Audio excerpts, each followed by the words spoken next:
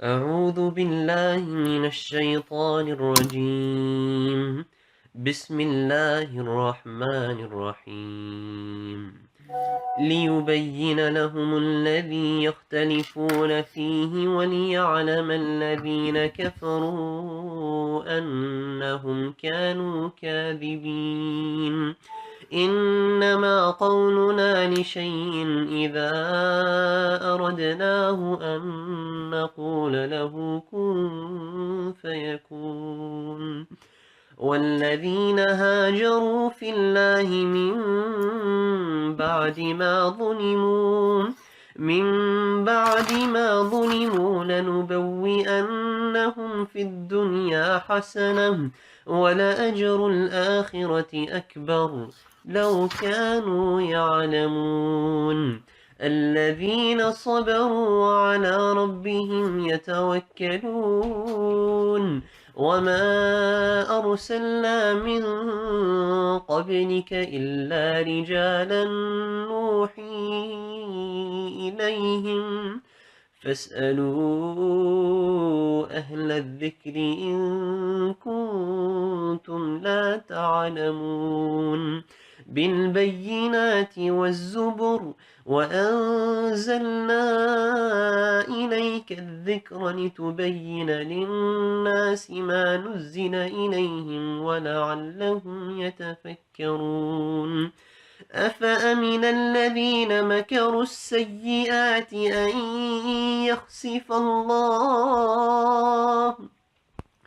أن يخسف الله بهم الأرض أو يأتيهم العذاب من حيث لا يشعرون أو يأخذهم في تقلبهم فما هم بمعجزين أو يأخذهم على تخوف فإن ربكم لرؤوف رحيم. صدق الله العظيم. أعوذ بالله من الشيطان الرجيم بسم الله الرحمن الرحیم السلام علیکم ورحمۃ اللہ وبرکاتہ. تمام سسٹرز کو ویلکم کرتے ہیں انشاءاللہ دورہ قرآن 2018 اکنا سسٹرز کی طرف سے جو ارینج ہوا. الحمدللہ سورۃ النحل ہم پڑھ رہے تھے اور اس کی آج آیہ نمبر 36 سے ہی ہم شروع کریں گے باذن اللہ. اور انشاءاللہ تعالیٰ آج کا قرآن کے سفر سے پہلے باذن اللہ ہم سب مل کے دعا کرتے ہیں کہ اللہ سبحانہ و تعالیٰ اس کو ہمارے لیے ہدایت کا راستہ بنائے اور اس سے ہم اپنے لیے عمل لینے والے بنیں. اعوذ باللہ من الشیطان الرجیم بسم اللہ الرحمن الرحیم رب اشرح لی صدری ویسر لی امری واحلل عقدۃ من لسانی یفقہوا قولی ربنا زدنا علما اللهم فقهنا في الدين اللهم أرنا الحق حقا وارزقنا اتباعه وأرنا الباطل باطلا وارزقنا اجتنابه آمین الہی آمین. انشاءاللہ تعالیٰ کل سسٹر سائمہ نے آپ کے ساتھ کنٹینیو کیا ہوا تھا اور انشاءاللہ آج سے میں آپ کے ساتھ شروع کروں گی. میرا نام صبا نجیب ہے اور میں ایڈمنٹن سٹی سے انشاءاللہ آپ کے ساتھ کنٹینیو کروں گی دورہ قرآن. اور انشاءاللہ آج ہم اسٹارٹ کریں گے آیہ نمبر 36 سورہ النحل. شروع کرتے ہیں. اعوذ باللہ من الشیطان الرجیم بسم اللہ الرحمن الرحیم وَلَقَدْ بَعَثْنَا فِي كُلِّ أُمَّةٍ رَسُولًا أَنِ اعْبُدُوا اللَّهَ وَاجْتَنِبُوا الطَّاغُوتَ فَمِنْهُمْ مَنْ هَدَى اللَّهُ وَمِنْهُمْ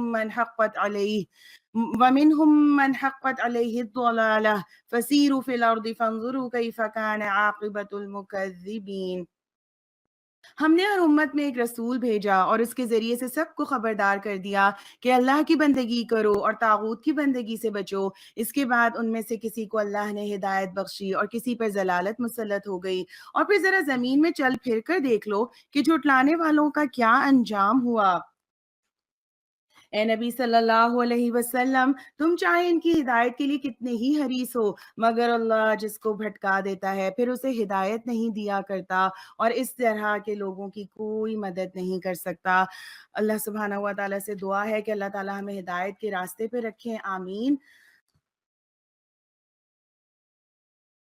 یہ لوگ اللہ کے نام سے کڑی کڑی قسمیں کھا کر کہتے ہیں کہ اللہ کسی مرنے والے کو پھر سے زندہ کر کے نہ اٹھائے گا کیوں نہیں؟ یہ تو ایک وعدہ ہے جسے پورا کرنا اس نے اپنے اوپر واجب کر لیا ہے، مگر اکثر لوگ جانتے نہیں ہیں۔ اور ایسا ہونا اس لیے ضروری ہے کہ اللہ ان کے سامنے حقیقت کو کھول دے جس کے بارے میں یہ اختلاف کر رہے ہیں، اور منکرین حق کو معلوم ہو جائے کہ وہ جھوٹے تھے۔ رہا اس کا امکان تو ہمیں کسی چیز کو وجود میں لانے کے لیے اس سے زیادہ کچھ کرنا نہیں ہوتا کہ اسے حکم دے ہو جاؤ اور بس وہ ہو جاتی ہے۔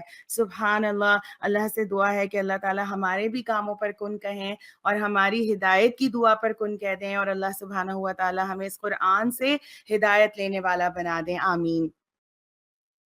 جو لوگ ظلم سہنے کے بعد اللہ کی خاطر ہجرت کر گئے ہیں، ان کو ہم دنیا ہی میں اچھا ٹھکانہ دیں گے، اور آخرت کا اجر تو بہت بڑا ہے۔ کاش جان لیں وہ مظلوم، سبحان اللہ، کہ الذین صبروا علی ربہم یتوکلون، جنہوں نے صبر کیا ہے اور جو اپنے رب کے بھروسے پر کام کر رہے ہیں، کہ کیسا اچھا انجام ان کا منتظر ہے۔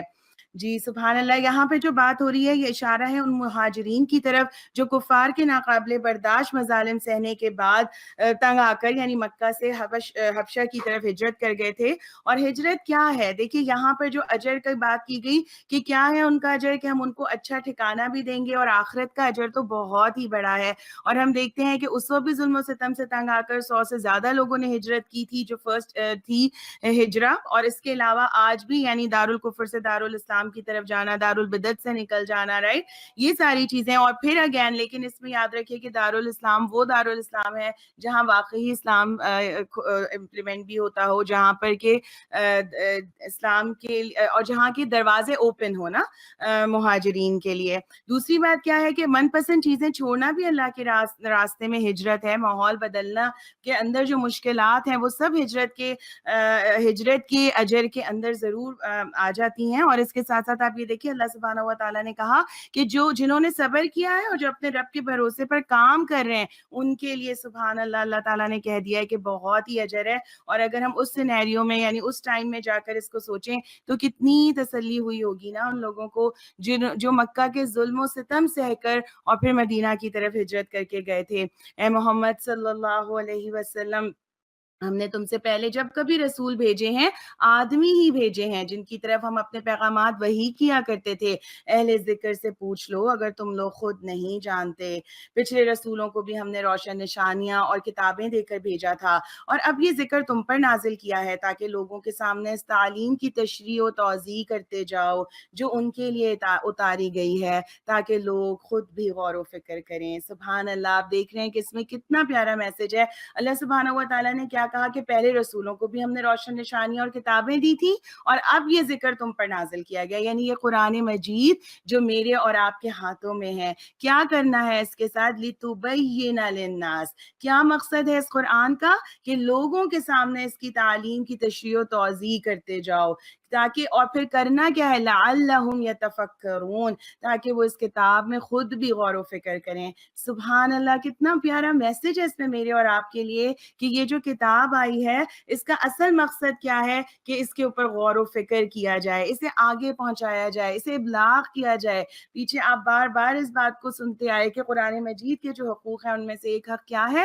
کہ اس کو آگے پہنچانا، اس پہ غور و فکر کرنا، تدبر کرنا۔ اور یہ میں اور آپ آج کل جس ہم حساب سے پڑھ رہے ہیں الحمدللہ تیزی سے جاتے ہیں۔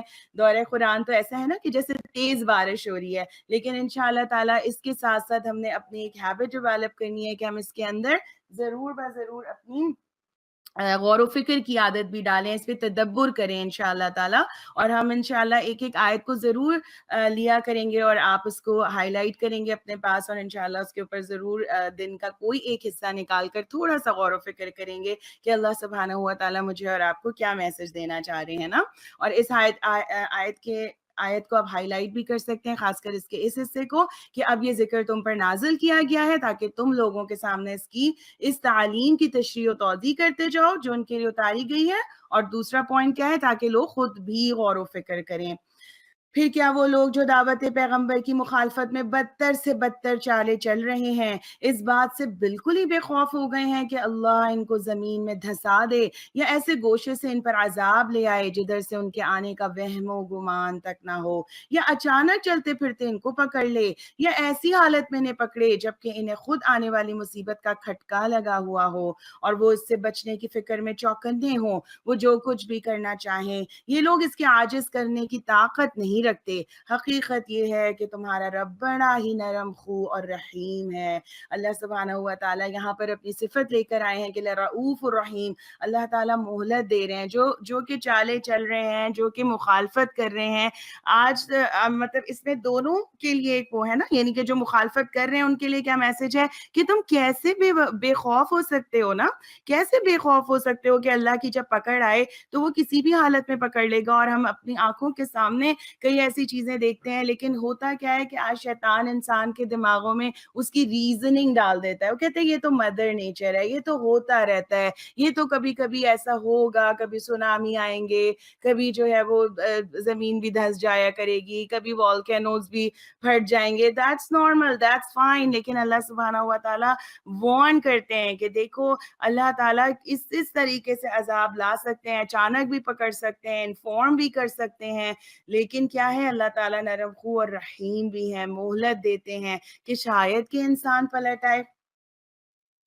اور کیا یہ لوگ اللہ کی پیدا کی ہوئی کسی چیز کو بھی نہیں دیکھتے کہ اس کا سایہ کس طرح اللہ کے حضور سجدہ کرتے ہوئے دائیں اور بائیں گرتا ہے، سب کی سب اس طرح اظہار عجز کر رہے ہیں، یعنی تمام چیزیں اللہ سبحانہ و تعالیٰ کی بندگی میں ہیں، رائٹ، اللہ کے آگے کھڑی ہیں، اللہ کے حکم کے آگے کھڑی ہوئی ہیں۔ زمین و آسمان میں جس قدر جاندار مخلوقات ہیں اور جتنے ملائکہ سب اللہ کے آگے سر بسجود ہیں اور وہ ہرگز سرکشی نہیں کرتے۔ یہاں پہ کیا پوائنٹ مل رہا ہے کہ وَلِلَّهِ يَسْجُدُ مَا فِي السَّمَاوَاتِ وَمَا فِي الْأَرْضِ، اور پھر کیا ہے کہ وَهُمْ لَا يَسْتَكْبِرُونَ، کہ وہ سرکشی نہیں کرتے، وہ تکبر نہیں کرتے، وہ اللہ کے حکم کے آگے کھڑے ہیں۔ آپ دیکھیے کہ زمین و آسمان کی اور جو مخلوقات ہیں، جو ملائکہ ہیں، کتنی بڑی بڑی مخلوقات ہیں، سورج چاند سب اپنے اپنے حساب سے آتے ہیں، اللہ کے حکم سے کوئی سرکشی نہیں کرتے۔ اور پھر یہاں پر میں اور آپ اپنا محاسبہ کریں گے کہ میرا کیا حال ہے۔ میں تو اللہ کی وہ مخلوق ہوں جسے اللہ رب العزت نے اشرف المخلوقات کہا، سب سے بہترین مخلوق، تو کیا میں اللہ کے آگے جھکی ہوئی ہوں؟ کیا میں اللہ کے آگے سجدے کرتی ہوں؟ کہیں میں اللہ کے حکموں کے آگے سرکشی تو نہیں کرتی؟ کہیں میرا طریقہ استکبار کا تو نہیں ہے؟ کیونکہ دیکھیے اللہ کے حکم کے آگے سرکشی کرنا کیا ہے کہ بات سمجھ میں آ جائے، دلیل مل جائے، لیکن ہم کہیں کہ مانیں گے وہی جو ہمارا دل کہتا ہے نا۔ تو یہ سوچ ہماری نہیں ہونی ہے، اور اس پر ہم نے تدبر کرنا ہے، اپنے آپ کو چیک کرنا ہے کہ میرا کیا معاملہ ہے۔ کیا میں جب اللہ کے آگے سر بسجود ہوتی ہوں، سجدے تو کرتی ہوں، نمازیں تو پڑھتی ہوں، کیا اللہ کے حکم کے آگے بھی خود کو جھکاتی ہوں؟ کیا اللہ کے آگے عاجزی اختیار کرتی ہوں؟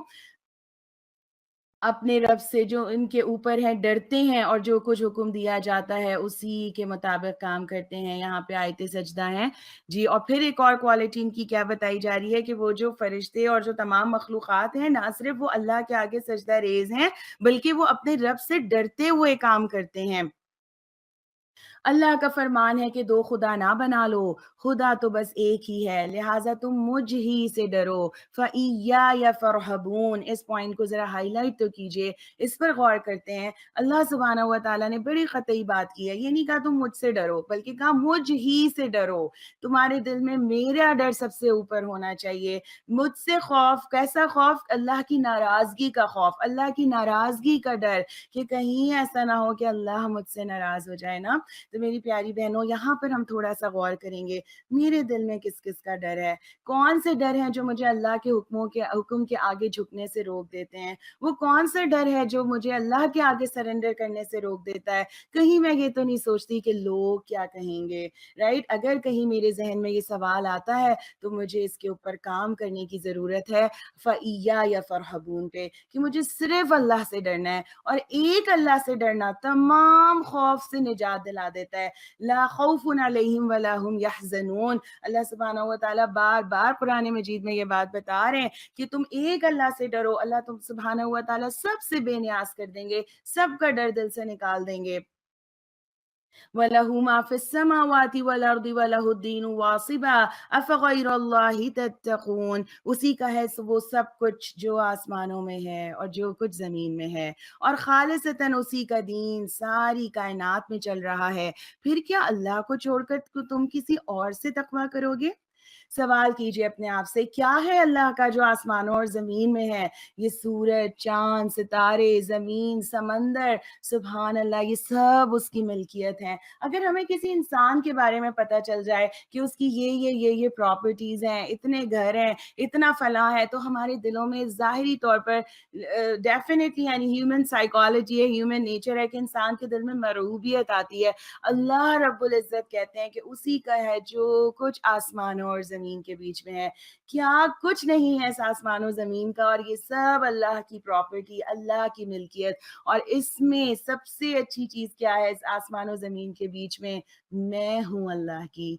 اسی کا ہے جو کچھ آسمانوں اور زمین میں ہے, یعنی میں اس کی ہوں, میں اللہ رب العزت کی ہوں. اس نے مجھے بنایا, اس نے مجھے پیدا کیا, اس زمین میں دیا, اس زمین کی نعمتیں مجھے دیں, سب کو میرے لیے مسخر کر دیا. اب دیکھنا یہ ہے کہ میں کیا کر رہی ہوں. یہاں پر یہ سوال میں اور آپ اپنے آپ سے کریں گے, افغیر اللہ تتقون, کیا تم کسی اور سے ڈرو گے, کسی اور کا تقوی اختیار کرو گے, کسی اور سے محبت کرو گے, اس رب کو سے نہیں کرو گے جس کے لیے سب آسمان اور زمین ہے؟ تم کو جو نعمت بھی حاصل ہوتی ہے اللہ ہی کی طرف سے ہے. پھر جب کوئی سخت وقت تم پر آتا ہے تو تم لوگ خود اپنی فریادیں لے کر اسی کی طرف دوڑتے ہو, مگر جب اللہ اس وقت کو ٹال دیتا ہے تو یکایک تم میں سے ایک گروہ اپنے رب کے ساتھ دوسروں کو اس مہربانی کے شکریہ میں شریک کرنے لگتا ہے تاکہ اللہ کے احسان کی ناشکری کرے. اچھا مزے کر لو, ان قریب تمہیں معلوم ہو جائے گا. دیکھیے اپنے آپ سے سوال کیجئے, کیا کہا یہاں اللہ سبحانہ و تعالیٰ نے کہ تم کو جو بھی نعمت حاصل ہوتی ہے اللہ کی طرف سے ہے. سوچئے میرے پاس کیا کیا اللہ کی نعمتیں ہیں. کیسے دیکھیے, رات میں سوئے تھے, آج صبح اٹھ گئے, صبح اٹھے تو سارا جسم کام کر رہا تھا. اللہ نے مجھے اولاد دی, مال دیا, مجھے گھر دیا رہنے کو, مجھے امن چین دیا, خوف سے بچایا. اللہ رب العزت کی یہ جو کائنات ہے, یہ ایک سانس کا لینا, کبھی ہم غور کریں کہ جو سانس اندر جا کے باہر آ جاتی ہے وہ کیسے آرام سے, مجھے پتہ ہی نہیں چلتا کیسے میرے لنگس کام کر رہے ہیں, کیسے میرے, آپ دیکھیں کہ جو پورا باڈی سٹرکچر ہے ہمارا, اندر بڑے بڑے گرائنڈرز چل رہے ہیں, مشینیں چل رہی ہیں, لیکن باہر ایک ذرا بھی آواز نہیں ہے نا. اسٹمک کام کر رہا ہے, لیکن جب ہمارے بلینڈرز, گرائنڈرز چلتے ہیں تو کیسی کانوں پھٹنے والی آوازیں ہوتی ہیں کہ یہ آپ کو ماسک پہننا پڑ رہا ہوتا ہے, آپ کو ایئر بڈس پہننے پڑتے ہیں اگر آپ کسی ایسی جگہ کام کریں. لیکن میری اور آپ کی باڈی میں کیا چل رہا ہے, فلٹریشن چل رہی ہے, لیکن سبحان اللہ کوئی آواز باہر نہیں, پتہ ہی نہیں چل رہا کتنے آرام سے ایک سانس اندر جاتی ہے اور وہی سانس باہر آ جاتی ہے, کتنے آرام سے ہمارا خون پیوریفائی ہو جاتا ہے. تو کیا ہم شکر گزار نہ ہوں اللہ کے؟ اللہ تعالیٰ کہتے ہیں جو بھی نعمت تم کو حاصل ہوتی ہے اللہ کی طرف سے ہے. پھر مجھے اور آپ کو کیا کرنا ہے؟ انہی نعمتوں کو استعمال کر کے اس رب کو راضی کرنے کی فکر کرنی ہے. دوسرا, اللہ سبحانہ تعالیٰ نے یہاں ایک کیریکٹر کو رکھا کہ جب کوئی سخت وقت تم پر آ جاتا ہے تو تم اپنی فریادیں لے کے اللہ کی طرف ہی آتے ہو, لیکن جیسے ہی وہ اسے ٹال دیتا ہے پھر کہہ دیتے ہو یہ تو مجھے فلاں جگہ سے ملا, یہ تو میں نے ایسا کیا تھا تو اس لیے یہ رزلٹ آیا, یہ تو یوں کیا تھا نا, یہ ایجوکیشن لی تھی نا, فلاں یونیورسٹی گئے تھے نا تو اللہ نے ہماری یہ مشکل ٹال دی. نو, دیکھو اپنی سراؤنڈنگز میں کتنے ایسے لوگ ہیں جو یہ ساری چیزیں لیے ہوئے پھر رہے ہیں, لیکن اللہ نے ان کی مشکل نہیں ڈالی. بعض اوقات اولاد کو دیکھیے کہ لوگ تڑپتے ہیں, مانگتے ہیں, دعائیں کرتے ہیں, اور جب وہ رب وہ خوشخبری کی صورت دیتا ہے تو پھر اس کو کسی اور کی طرف منسوب کر دیتے ہیں. تو اللہ سبحانہ و تعالیٰ کہتے ہیں کہ ان قریب تمہیں معلوم ہو جائے گا کہ یہ جو تم ناشکری کرتے ہو یہ لوگ جن کی حقیقت سے واقفیت نہیں ہے، ان کے حصے ہمارے دیے ہوئے رزق میں سے مقرر کرتے ہیں۔ خدا کی قسم ضرور تم سے پوچھا جائے گا کہ یہ جھوٹ تم نے کیسے گھڑ لیے ہیں۔ اس کے بارے میں آپ سورہ الانعام میں پڑھ چکے ہیں کہ کس طرح مشرکین مکہ جو تھے وہ بتوں کے نام پہ رزق کے جو حصے مقرر کیا کرتے تھے، اسی طرف اشارہ ہے۔ یہ خدا کے لیے بیٹیاں تجویز کرتے ہیں، سبحان اللہ، اور ان کے لیے وہ جو یہ خود چاہیں۔ فرشتوں کو اللہ کی بیٹیاں کہا کرتے تھے نا، تو اسی حوالے سے یہاں بات کی جا رہی ہے۔ جب ان میں سے کسی کو بیٹی کے پیدا ہونے کی خوشخبری دی جاتی ہے تو اس کے چہرے پر کلونس چھا جاتی ہے اور بس خون کا سا گھونٹ پی کر رہ جاتا ہے، لوگوں سے چھپتا پھرتا ہے کہ اس بری خبر کے بعد کیا کسی کو منہ دکھائے، سوچتا ہے کہ ذلت کے ساتھ بیٹی کو لیے رہے یا مٹی میں دبا دے۔ دیکھو کہ ایسے برے حکم ہیں جو یہ خدا کے بارے میں لگاتے ہیں۔ بری صفات سے متصف کیے جانے کے لائق تو وہ لوگ ہیں جو آخرت کا یقین نہیں رکھتے۔ رہا اللہ تو اس کے لیے سب سے برتر صفات ہیں، وہی تو سب پر غالب اور حکمت میں کامل ہے۔ اگر کہیں اللہ لوگوں کو ان کی زیادتی پر فوراً ہی پکڑ لیا کرتا تو روئے زمین پر کسی متنفس کو نہ چھوڑتا، لیکن وہ سب کو ایک وقت مقرر تک مہلت دیتا ہے، پھر وہ وقت آ جاتا ہے تو اس سے کوئی ایک گھڑی بھر بھی آگے پیچھے نہیں ہو سکتا۔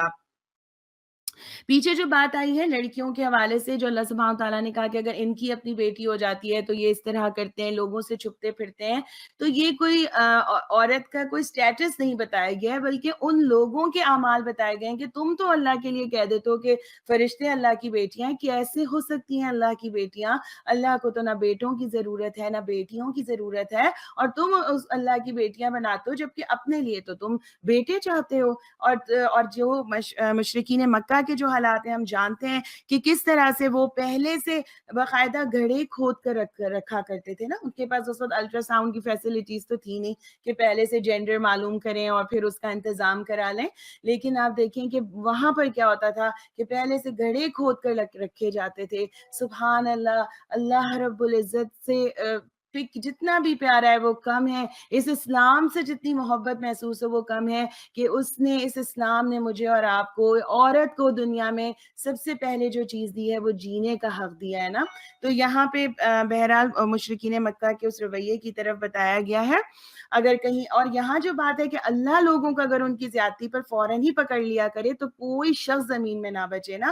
ہم سب دیکھیں کہ اگر ہم کوئی غلط کام کریں اور اسی وقت آنکھیں دیکھنا بند کر دیں، ہاتھ کام کرنا چھوڑ دیں تو کیا ہو، ہے نا؟ لیکن اللہ رب العزت کیا ہے؟ الصبار ہیں، دیکھتے ہیں، مہلت دیتے ہیں، انتظار کرتے ہیں۔ آج یہ لوگ وہ چیزیں اللہ کے لیے تجویز کر رہے ہیں جو خود اپنے لیے انہیں ناپسند ہیں، اور جھوٹ کہتی ہیں ان کی زبانیں کہ ان کے لیے بھلا ہی بھلا ہے، ان کے لیے تو ایک ہی چیز ہے اور وہ ہے دوزخ کی آگ، ضرور یہ سب سے پہلے اس میں پہنچائے جائیں گے۔ اللہم لا تجعلنا منہم، اللہم اجرنا من النار۔ خدا کی قسم ہے نبی صلی اللہ علیہ وسلم، تم سے پہلے بھی بہت سی قوموں میں ہم رسول بھیج چکے، اور پہلے بھی یہی ہوتا رہا کہ شیطان نے ان کے برے کرتوت انہیں خوشنما بنا کر دکھائے اور رسولوں کی بات انہوں نے مان کر نہ دی۔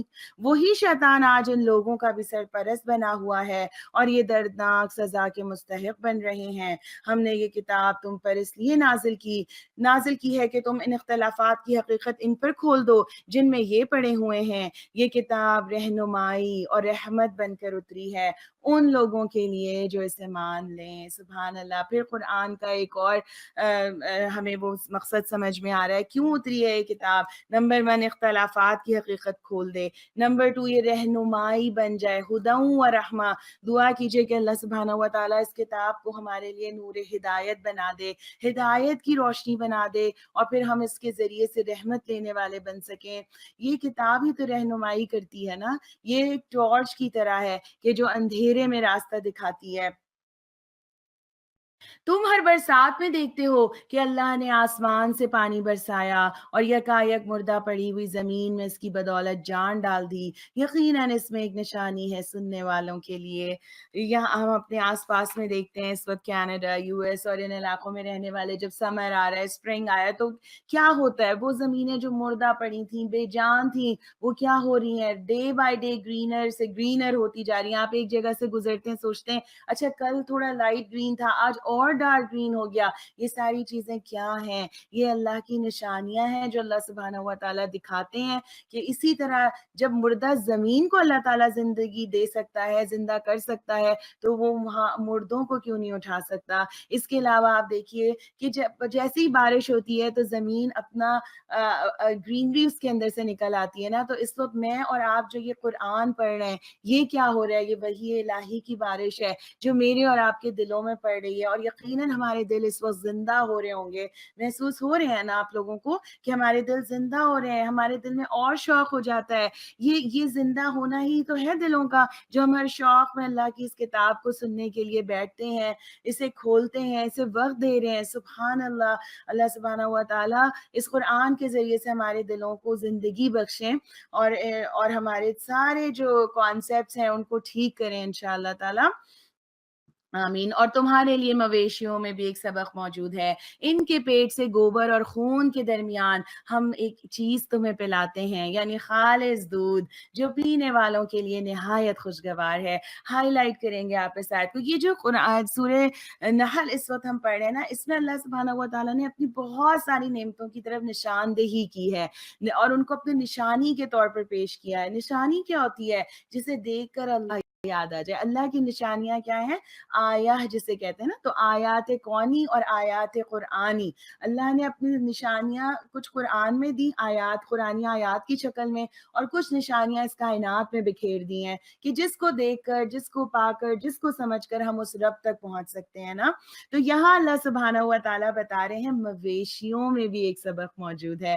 کتنا پیارا. آپ دیکھیے کہ یہ جو گائیں ہیں, بھینسیں ہیں, یہ جو دودھ آتے ہیں, یہ کیا ہیں؟ اللہ رب العزت کی چلتی پھرتی دودھ کی فیکٹریز ہیں, زندہ فیکٹریز, جس کے اوپر ہمارے نہ کوئی مشینری لگتی ہے, نہ کوئی ایفرٹس لگتی ہیں. یہ کیا کھاتی ہیں؟ یہ چارہ جو زمین کا کچرا ہے, گھاس کھا رہی ہیں, پھوس کھا رہی ہیں, بچے ہوئے چھلکے کھاتی ہیں, جو ہماری بچی ہوئی چیزیں ہیں وہ یہ کھا کے اور انسانیت کو, مجھے اور آپ کو کیا دیتی ہیں؟ ایک بینیفیشل چیز, دودھ دیتی ہیں. پھر یہ جو دودھ نکل کر آتا ہے تو ہم دیکھتے ہیں کہ بھینس کے پیٹ کے 4 حصے ہیں, 4 چیمبرز اللہ تعالیٰ نے رکھ دیے. ایک خون, گوبر اس کے اندر ہے, اس کے علاوہ یورین ہوتا ہے ان کا, اور پھر دودھ ہے. اور جب دودھ وہ نکلتا ہے, انہی چیزوں کے بیچ میں سے آ رہا ہے نا, کیا کبھی ہم نے کوئی اسمیل محسوس کی کہ اس میں کوئی کنٹامینیشن ہو گئی آئے کہ نہیں جی وہ فلانا بھینس کی دودھ میں آج کنٹامینیشن تھی, تھوڑا سا یورین مکس ہو گیا تھا, او ہو آج تو تھوڑا بلڈ آ گیا ہے,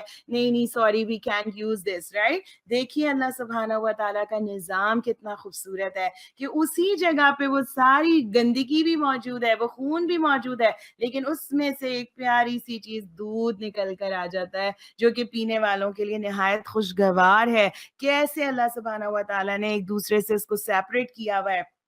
اور اس میں میرے اور آپ کے لیے کیا لیسن ہے کہ یہ جو مویشی ہیں, یہ جو گائے ہیں, یہ بالکل ادنا سی چیزیں لے کر ایک اعلیٰ چیز دے رہی ہیں. تو میں اور آپ دیکھیں کہ میں اللہ کی کتنی نعمتیں استعمال کر رہی ہوں, لیکن میں انسانیت کو کیا دے رہی ہوں, مجھ سے کیا بینیفٹ مل رہا ہے, میری ذات سے کیا فائدہ ہو رہا ہے. کیا میں انسانیت کے فائدے کے لیے کوئی چیز پرووائڈ کرتی ہوں؟ کیا میں نے اب تک اپنی ذات سے کوئی فائدہ دیا ہے؟ کیونکہ آپ نے پیچھے سورہ رات میں پڑھا تھا کہ بچے گا وہی جو انسانیت کو فائدہ دے گا. اسی طرح کھجور کے درختوں اور انگور کی بیلوں سے بھی ہم ایک چیز تمہیں پلاتے ہیں جسے تم نشاور بھی بنا لیتے ہو اور پاک رزق بھی. یقیناً اس میں ایک نشانی ہے عقل سے کام لینے والوں کے لیے. ایک ہی چیز ہے لیکن اس کے 2 استعمال ہیں, ایک بہترین استعمال ہے اور دوسرا جو ہے وہ کیا ہے, گندا یوز ہے. تو اسی چیز کو دیکھنا ہے کہ میں اور آپ کیا کرتے ہیں.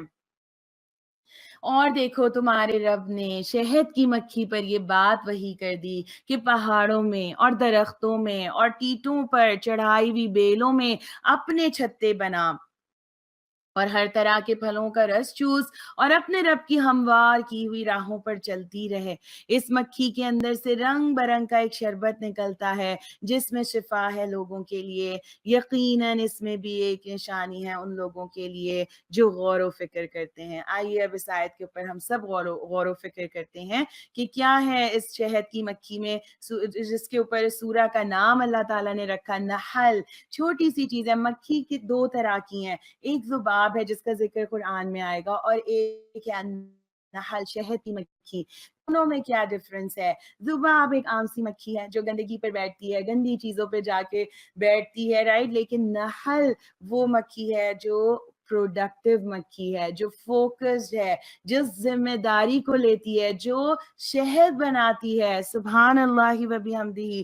اللہ سبحانہ و تعالیٰ نے یہ میسج مجھے اور آپ کو دیا کہ اسی طرح دنیا کے اندر بھی دو طرح کے لوگ ہیں نا. ایک وہ ہیں جو کسی مقصد کے لیے جیتے ہیں, اور ایک وہ ہیں جو بغیر کسی مقصد کے بس جیے چلے جا رہے ہیں, جو دل چاہتا ہے وہ کرتے ہیں.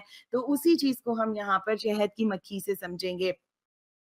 شہد کی مکھی جیسے میں نے بھی آپ کو بتایا کہ ایک ذباب ہے اور ایک نحل ہے, اور نحل کا کام کیا ہے, شہد بنانا. اس میں جو سمجھنے کی بات ہے, پہلے امپورٹنٹ پوائنٹ کو دیکھیے گا, وہ اوحا ربک, تمہارے رب نے شہد کی مکھی پر یہ بات وحی کر دی ہے کہ پہاڑوں درختوں میں اور ٹیٹوں چڑھائی بیلوں میں اپنے چھتے بنا. یعنی یہ جو مکھی ہے نا, یہ کیوں پروڈکٹیو بنی, یہ کیوں انسانیت کو فائدہ دے رہی ہے, یہ کیوں شہد جیسا مٹیریل مجھے اور آپ کو پرووائڈ کر رہی ہے, شہد جیسی نعمت دے رہی ہے, کیونکہ یہ کام کرتی ہے وحی کی روشنی میں. وَأَوْحَىٰ رَبُّكَ, تیرے رب نے ان کے اوپر وحی کی ہے نا, وہ وحی کی روشنی میں کام کرتی ہیں, تو وہ اتنی خوبصورت چیز انسانیت کو دے جاتی ہیں. یہ مکھی چھوٹی سی مکھی ہے, لیکن اس کے اندر کیا ہے, میرے اور آپ کے لیے بے پناہ میسیجز ہیں. اگر آپ نے کئی اس کے اوپر ڈاکیومنٹریز دیکھی ہوگی, نہیں دیکھی تو آج آپ نے ضرور دیکھنی ہے انشاءاللہ, کہ کس طرح سے جو ہے وہ یہ مکھی کام کرتی ہے. دو طرح کی ان کے اندر, شہد کی مکھیوں میں بھی دو طرح کی مکھیاں ہیں, ایک ان کی کوئین ہے اور ایک ورکر ہوتی ہیں. کوئین مکھی کی جو عمر ہے وہ 2 to 5 years ہوتی ہے, جبکہ ورکرز جو مکھیاں ہیں وہ 1 مہینہ یا 2 مہینہ زندہ رہتی ہیں. جو میل ہوتے ہیں ان کا وہ فرٹیلائزیشن میں ہیلپ کرتا ہے, باقی سارا کام فیمیل مکھیاں کرتی ہیں. اور مومن اس کے اندر میرے اور آپ کے لیے لیسن کیا ہے کہ مومن کی زندگی پرپسفل ہونی چاہیے, ایک مقصد والی زندگی ہونی چاہیے. شہد کی مکھی شہد لینے کے لیے 20 لاکھ پھلوں کا رس چوستی ہے. 1 پاؤنڈ شہد کے لیے 20 لاکھ پھلوں کا رس چوستی ہے, 55,000 مائل سفر کرتی ہے, 30 لاکھ اڑانیں اڑتی ہے, پولن خود کھاتی ہے, رس چوستی ہے. پھر دیکھیے جس جگہ پر مکھی یعنی کہ رس چوستی ہے وہاں پر کچھ ایسا اسپرے کر دیتی ہیں اس کے, وہاں پر پھر دوسری مکھیوں کو پتہ چل جاتا ہے کہ یہاں اب کام کرنے کی ضرورت نہیں ہے, یہاں سے لے کے جایا جا چکا ہے. اسی طرح جو اس کا چھتا جو ہوتا ہے وہ ہیگزاگونل شیپ میں, اور آج یہ سائنس پروف کری ہے کہ جو ہیگزاگونل شیپ ہے وہ سب سے بیسٹ شیپ ہے فار پریزرویشن, اور اس کے علاوہ سب سے کم جگہ یعنی پیکنگ کے حساب سے جو کم سے کم جگہ لیتا ہے. تو سبحان اللہ یہ شہد کی مکھی کام کرتی ہے اس طرح. اور پھر آپ دیکھیے کہ جو مکھیاں ہوتی ہیں 1 پاؤنڈ ہنی کے لیے تقریباً 20 لاکھ پھلوں کا رس چوستی ہیں. اس کے علاوہ آپ دیکھیے کہ اس کے اندر جو ایک اور امپورٹنٹ بات تھی وہ یہ تھی کہ ایک مکھی جو ہے وہ اپنی لائف میں ہاف ٹی اسپون جو ہے وہ شہد بنا پاتی ہے, رائٹ. یعنی اب یہ اتنی سی مخلوق ہے لیکن اس کی زندگی کتنی بامقصد ہے نا, تھوڑی سی لائف جی کر جاتی ہے لیکن کتنا بہترین کام کر دیتی ہے. آپ دیکھیے شہد کی مکھی شہد سے خود فائدہ نہیں اٹھاتی, بلکہ کیا کرتی ہے, دوسروں کو فائدہ دیتی ہے, ایسی چیز بناتی ہے جس سے دوسرے فائدہ لیں. تو میری اور آپ کی زندگی میں کچھ ایسے کام ضرور ہونے چاہیے. ہو سکتا ہے کہ اس سے آج میں فائدہ نہ لے سکوں, لیکن کل میری نسلیں اس سے فائدہ لیں, کل میں انسانیت کے لیے کوئی خیر چھوڑ جاؤں, میں کوئی ایسا کام کر جاؤں جو دوسروں کو فائدہ دے سکے. اسی طرح آپ دیکھیں گے کہ ہر مکھی کا وہی کام ہے جو اس کو اسائن کیا جاتا ہے وہ وہی کام کرتی ہے, رائٹ. یعنی ہم دیکھتے ہیں کہ وہ ایک رس لے کر آتی ہیں, پھر وہ ڈپازٹ کرتی ہے, پھر ایک مکھی اس کو ٹھنڈا کرتی ہے, پھر ایک اس کو سیل کرتی ہے, پھر ایک اس کی حفاظت کرتی ہے. دربان مکھیاں بھی ہوتی ہیں ان میں, رائٹ. تو یہ ہر کوئی کیا بتاتی ہے شہد کی مکھی کہ ہر اپنے اپنے حصے کا کام کرے. تو ایک مومن کے لیے یہاں سے جو لیسنز ہیں وہ بہت خوبصورت لیسنز ہیں کہ مجھے اور آپ کو کیا کرنا ہے, اپنے آپ کو پروڈکٹیو بنانا ہے, اس قابل کرنا ہے کہ جب ہم دنیا سے جائیں تو وہ چیزیں اپنے پیچھے چھوڑ کر جائیں جس سے کوئی نہ کوئی فائدہ ہو, ہے نا. میری ذات اس سے فائدہ اٹھائے یا نہ اٹھائے, لیکن میری آنے والی نسلیں ضرور فائدہ اٹھائیں. اور پھر سبحان اللہ کہ جو یہ سارے کام ہے, یہ مکھی مکھی اپنی مختصر سی زندگی میں اتنا کام کیسے کر جاتی ہے؟ وَأَوْحَى رَبُّكَ. پروڈکٹیو بننا چاہتے ہیں نا، دیکھیے آج کل بہت زیادہ اس کے اوپر ٹائم مینجمنٹ کے اوپر چیزیں آ رہی ہوتی ہیں، اور ہم دیکھتے ہیں کہ کئی کورسز کرائے جا رہے ہیں، کئی ایفرٹس ہو رہی ہیں، ٹریننگ سیشنز لوگ لے رہے ہیں اپنے آپ کو امپروو کرنے کے لیے، اپنے آپ کو ٹرین کرنے کے لیے. یہ ساری چیزیں کب ہوتی؟ ایک چھوٹی سی مکھی اتنی ٹائم یعنی کہ پروڈکٹیو لائف جی کر جا رہی ہے، کیسے؟ کیونکہ اس نے اپنا فوکس کس کو کیا ہے؟ وَأَوْحَى رَبُّكَ، وہی کو. تو یہ میرے اور آپ کے لیے اس میں عمل کی کیا بات ہے کہ اگر ہم لوگ خود کو پروڈکٹیو کرنا چاہتے ہیں، اگر ہم اس زندگی سے فائدہ اٹھانا چاہتے ہیں، اس زندگی کو بہترین طریقے سے گزارنا چاہتے ہیں، تو نمبر 1 کہ اس وحی کی روشنی میں زندگی گزاریے. نمبر 2 ٹیم ورک ضروری ہے. ڈھونڈیے اپنے آس پاس کو اجتماعیت، دیکھیے کہاں لوگ مل کر کام کر رہے ہیں، کہاں میں اپنا حصہ ڈالوں، کیا میرے اندر ایسی اسکل ہے جو میں یہاں دے سکتی ہوں، کسی بھی اجتماعیت کے اندر دے کر اس کو مزید اچھا بنا سکتی ہوں، اور سب کے ساتھ مل کر کام کروں گی تو انشاءاللہ تعالیٰ کیا ہوگا کہ اللہ تعالیٰ مجھے بھی بچائیں گے، اور میرے وقت میں بھی انشاءاللہ تعالیٰ برکت ہوگی، اور میری یہ صلاحیتیں مزید دو چند ہو جائیں گی. واللہ خلقکم ثم یتوفاکم ومنکم من یرد الی ارذل العمر. اور دیکھو اللہ نے تم کو پیدا کیا، پھر وہ تم کو موت دیتا ہے، پھر تم میں سے کوئی بدترین عمر کو پہنچا دیا جاتا ہے تاکہ سب کچھ جاننے کے بعد پھر کچھ بھی نہ جانے. حق یہ ہے کہ اللہ ہی علم میں بھی کامل ہے اور قدرت میں بھی. اللہ سبحانہ و تعالیٰ یہاں بھی اپنی ایک نشانی کا ذکر کر رہے ہیں کہ اللہ تعالیٰ انسان کو زندگی دیتے ہیں، موت دیتے ہیں، اور ایک انسان کے فیز ایسے آتے ہیں کہ بہت کچھ جاننے والے بھی ایک ایسی عمر پہ آ جاتے ہیں کہ وہ سب کچھ بھول جاتے ہیں اور انہیں کچھ یاد نہیں رہتا، یا وہ ان کا بچپن واپس لوٹ آ جاتا ہے. تو یہ بھی تو اللہ سبحانہ و تعالیٰ کی ایک نعمت ہے نا کہ کس طرح ایک کے بعد یعنی کہ انسان کی ٹائم گزرنے کے ساتھ ساتھ انسان کی صلاحیتیں کم ہوتی جاتی ہیں. اور اس کے لیے ارذل العمر سے حفاظت کے لیے اللہ سبحانہ و تعالیٰ کے نے نبی کریم صلی اللہ علیہ وسلم کے ذریعے سے ہمیں ایک دعا سکھائی کہ اعوذ باللہ ان ارد الی ارذل العمر واعوذ باللہ من البخل والجبن واعوذ باللہ من فتنة الصدور وبغي الرجال. آمین الہی آمین. اور دیکھو اللہ نے تم میں سے بعض کو بعض پر رزق میں فضیلت عطا کی ہے، پھر جن لوگوں کو یہ فضیلت دی گئی ہے وہ ایسے نہیں ہیں کہ اپنا رزق اپنے غلاموں کی طرف پھیر دیا کرتے ہوں تاکہ دونوں اس رزق میں برابر کے حصے دار بن جائیں. تو کیا اللہ ہی کا احسان ماننے سے ان لوگوں کو انکار ہے؟ یہاں پر اللہ سبحانہ و تعالیٰ نے کس کی اگزامپل دی ہے؟ ان لوگوں کی جو کہ اللہ کے ساتھ شریک ٹھہراتے ہیں نا. ایسے تو اللہ سبحانہ تعالیٰ کہتے ہیں کیا انسان اپنے غلاموں کو ایکول رائٹ دے دیتا ہے؟ کیا ایکول رزق دے رہا ہوتا ہے؟ تو ایسے کیسے ہو سکتا ہے کہ وہ لوگ جنہیں یہ اللہ کے آگے کا ہمسر ٹھہرا رہے ہیں اللہ سبحانہ و تعالیٰ اور ان کے اختیارات برابر ہو جائیں گے؟ اور وہ اللہ ہی ہے جس نے تمہارے لیے تمہاری ہم جنس بیویاں بنائیں، اور اسی نے ان بیویوں سے تمہیں بیٹے پوتے عطا کیے اور اچھی اچھی چیزیں تمہیں کھانے کو دیں. پھر کیا یہ لوگ سب کچھ دیکھتے اور جانتے ہوئے بھی باطل کو مانتے ہیں اور اللہ کے احسان کا انکار کرتے ہیں، اور اللہ کو چھوڑ کر ان کو پوچھتے ہیں جن کے ہاتھ میں نہ آسمانوں سے انہیں کچھ بھی رزق دینا ہے اور نہ زمین سے، اور نہ یہ کام وہ کر ہی سکتے ہیں. بس اللہ کے لیے مثالیں نہ گھڑو، اللہ جانتا ہے تم نہیں جانتے. اللہ ایک مثال دیتا ہے، ایک تو ہے غلام جو دوسرے کا مملوک ہے اور خود کوئی اختیار نہیں رکھتا، اور دوسرا ایسا شخص ہے جسے ہم نے اپنی طرف سے اچھا رزق عطا کیا ہے اور وہ اس میں سے کھلے اور چھپے خوب خرچ کرتا ہے. بتاؤ کیا یہ دونوں برابر ہیں؟ الحمدللہ، مگر اکثر لوگ اس سیدھی بات کو نہیں جانتے. اللہ ایک اور مثال دیتا ہے، 2 آدمی ہیں، ایک گونگا بہرا ہے، کوئی کام نہیں کر سکتا، اپنے آقا پر بوجھ بنا ہوا ہے، جدھر بھی ہو وہ اسے بھیجے، کوئی بھلا کام اس سے بن نہ آئے. دوسرا شخص ایسا ہے کہ انصاف کا حکم دیتا ہے اور خود راہ راست پر قائم ہے. بتاؤ کیا یہ دونوں یکساں ہیں؟ سبحان اللہ. اللہ سبحانہ و تعالیٰ نے یہاں ایک انالوجی پیش کی کہ دیکھو پہلی مثال میں اللہ سبحانہ و تعالیٰ اللہ اور بناوٹی جو معبود ہیں ان کے فرق کو واضح کریں کہ صرف اختیار اور بے اختیاری کے اعتبار سے اللہ نے اس مثال میں اس کو نمایاں کیا. یعنی اللہ تعالیٰ اور ان بناوٹی معبودوں کے درمیان فرق صرف اتنا نہیں ہے کہ ایک با اختیار مالک ہے اور دوسرا بے اختیار غلام ہے، بلکہ فرق یہ ہے کہ غلام تو تمہاری نہ کوئی پکار سن سکتا ہے، نہ اس کی کوئی جواب دے سکتا ہے، وہ تمہارے کسی کام میں کوئی اختیار نہیں رکھتا، بلکہ وہ تو خود اپنی زندگی کے لیے اپنے آقا کا غلام ہے۔ تو پھر مجھے بتاؤ کہ یہ جو بت ہیں، یہ جو گھڑ لیے ہیں معبود، یہ کسی انسان کو کیسے کوئی فائدہ پہنچا سکتے ہیں؟ اسی چیز کو یہاں پر اینالوجیکل وے میں اللہ سبحانہ و تعالیٰ نے یہاں پر ہمیں بتایا ہے۔ اور زمین و آسمان کی پوشیدہ حقائق کا علم تو اللہ ہی کو ہے، اور قیامت کے برپا ہونے کے معاملے میں کچھ دیر نہ لگے گی مگر بس اتنی کہ جس میں آدمی کی پلک جھپک جائے، بلکہ اس سے بھی کچھ کم۔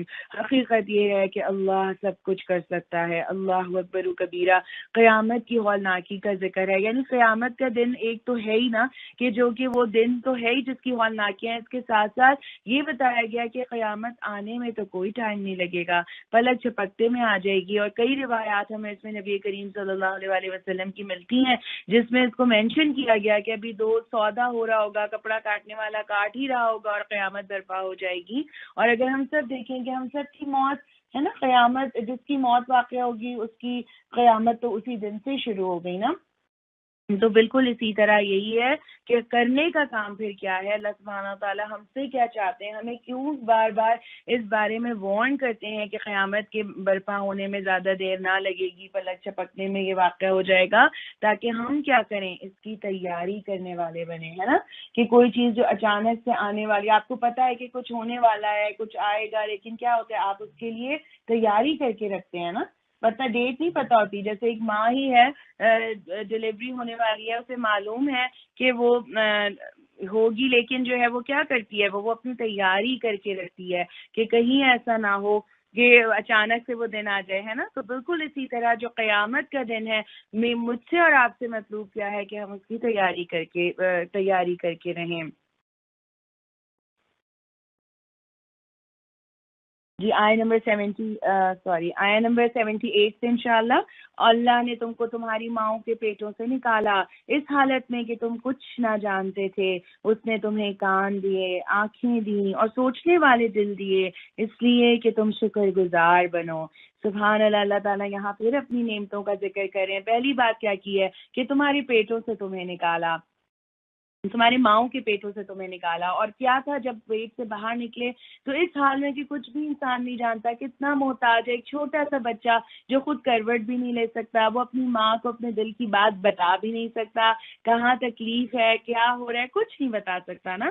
اور پھر کیا ہوتا ہے، جیسے جیسے وہ گرو کرتا ہے، اس کی صلاحیتیں بڑھتی جاتی ہیں، تو اللہ تعالیٰ کہتے ہیں کہ تمہیں اس نے کان دی، آنکھیں دی، دل دیا، کیوں دیا؟ تاکہ تم شکر گزار بنو۔ شکر گزاری کیا ہے؟ شکر گزاری یہ ہے کہ اللہ کی نعمتوں کو اللہ کے راستے میں استعمال کرنے پہ لگا دیا جائے۔ شکر کے 3 درجے ہیں، شکر بالقلب، شکر باللسان، شکر بالجوارح، کہ سب سے پہلے انسان یہ ریئلائز کرے دل میں کہ میرے پاس اللہ کی یہ بہترین نعمت موجود ہے۔ یہ آنکھیں، کان، دل دیکھ کر انسان کو سکون ہو، تسلی ہو کہ سبحان اللہ، اللہ نے مجھے کتنی پیاری نعمتیں دی ہیں۔ جب دل سے ریئلائزیشن ہوتی ہے تو اس کا الٹیمیٹ رزلٹ کیا ہوتا ہے کہ آپ کی زبان پر الحمدللہ آ جاتا ہے نا۔ تو یہ ہو جاتا ہے شکر باللسان، کہ زبان سے ہم نے شکر ادا کیا، اللہ کی نعمتوں کے گن گائے، ہے نا، اس پہ شکر کیا۔ اور پھر شکر بالجوارح کیا ہے کہ اللہ ہی کی دی گئی نعمتوں کو اسی کے راستے میں لگا دینا۔ جو اللہ نے مجھے دیا ہے نا، میں اس سے ایسے کام کروں کہ جو اللہ تعالیٰ مجھ سے چاہتے ہیں۔ کیا میں اپنے کانوں کو وہی سنواتی ہوں جو اللہ تعالیٰ مجھے سنوانا چاہتے ہیں؟ کیا میری آنکھیں وہی دیکھتی ہیں جو اللہ مجھے دکھانا چاہتا ہے؟ کیا میرے دل میں اللہ کے شکر کے جذبات ہوتے ہیں؟ کیا میرا دل اچھی باتوں کو سوچتا ہے، سمجھتا ہے، اچھی باتوں کو ایکسیپٹ کرتا ہے؟ تو ہم نے آپ دیکھنا ہے کہ کیا ہم اللہ کے شکر گزار ہیں یا نہیں۔ اور پیچھے ہم بار بار یہ بات دیکھتے ہوئے آئے کہ اللہ رب العزت کہتے ہیں لَإِن شَكَرْتُمْ لَأَزِيدَنَّكُمْ، کہ تم شکر ادا کرو گے تو میں تمہیں اور دوں گا۔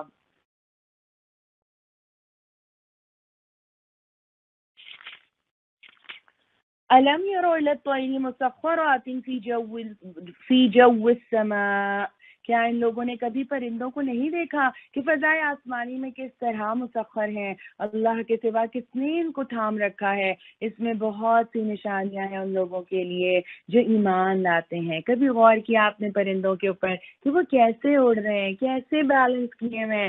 دیکھیے انسان نے جب پرندوں پہ غور کیا تھا نا تو اس نے جہاز بنا لیا تھا، رائٹ؟ اور آج اگر ایک مسلم، ایک مومن جب اس پر غور کرتا ہے تو وہ یہ دیکھتا ہے کہ میرے رب کی کتنی پیاری قدرت ہے، یہ چھوٹے چھوٹے پرندے کس طرح سے اڑ رہے ہیں، کس طرح سے بیلنس کرتے ہیں، کس طرح اجتماعیت کے ساتھ جب آپ وہ دیکھتے ہیں کہ وہ ٹریول کر رہے ہوتے ہیں شام کے ٹائم پر تو کیسے ایک گروپ کی فارم میں چل رہے ہیں، کس طرح ان کے اندر بھی ایک پورا سسٹم ہے کہ ان کا ایک لیڈر ہے جس کو وہ فالو کر رہے ہیں، وہ ایک دوسرے کی ہیلپ کرتے ہیں ایک اڑانے کے لیے تاکہ ایئر پریشر کو بیلنس کر سکیں اور جو کہ ان کو اڑنے میں ہیلپ کر سکے۔ سبحان اللہ، یہ ساری چیزیں مجھے اور آپ کو کیا سکھا رہی ہیں؟ کیا سکھا رہی ہیں کہ ہم نے کیا کرنا ہے؟ ایک اجتماعیت کا حصہ بننا ہے، مل کر اپنے اللہ کو راضی کرنے کے کام کرنے ہیں، اپنی اپنی صلاحیتیں دینی ہے، ایک دوسرے کی ہیلپ کرنی ہے، ایک دوسرے کو اونچا اڑانے کی فکر کرنی ہے۔ اور پھر اللہ تعالیٰ کہتے ہیں کہ اللہ نے تو پرندوں کو نہیں دیکھا کہ فضائے آسمانی میں کس طرح مسخر ہیں، کیسے گھوم رہے ہیں، کیسے ہیں۔ آپ دیکھیے ایک جہاز جو چلتے ہیں اس کی کتنی مینٹیننس ہے، اس پہ کتنا کام ہے، کتنا ایک پورا سسٹم چاہیے اس کو رن کرنے کے لیے، لیکن کیسے آرام سے یہ پرندے آسمان میں گھوم رہے ہیں، کیسے اللہ نے ان کے لیے مسخر کر دیا ہے۔ تو وہ رب تو سب کچھ کر سکتا ہے نا، وہ اللہ دکھا رہا ہے مجھے اور آپ کو کہ دیکھو اس کائنات کو دیکھ دیکھ کے اپنے رب تک پہنچنے کی کوشش کرو۔ اللہ نے تمہارے لیے تمہارے گھروں کو جائے سکون بنایا، اس نے جانوروں کی کھالوں سے تمہارے لیے ایسے مکان پیدا کیے جنہیں تم سفر اور قیام دونوں حالتوں میں ہلکا پاتے ہو۔ کیا ہے یہ چیز؟ ٹینٹ، خیمہ، رائٹ؟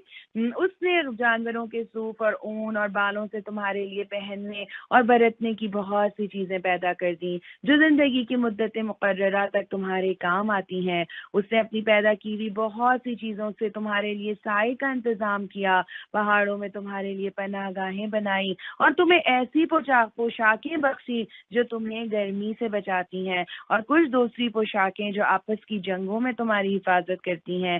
اس طرح وہ تم پر اپنی نعمتوں کی تکمیل کرتا ہے شاید کہ تم فرما بردار بنو۔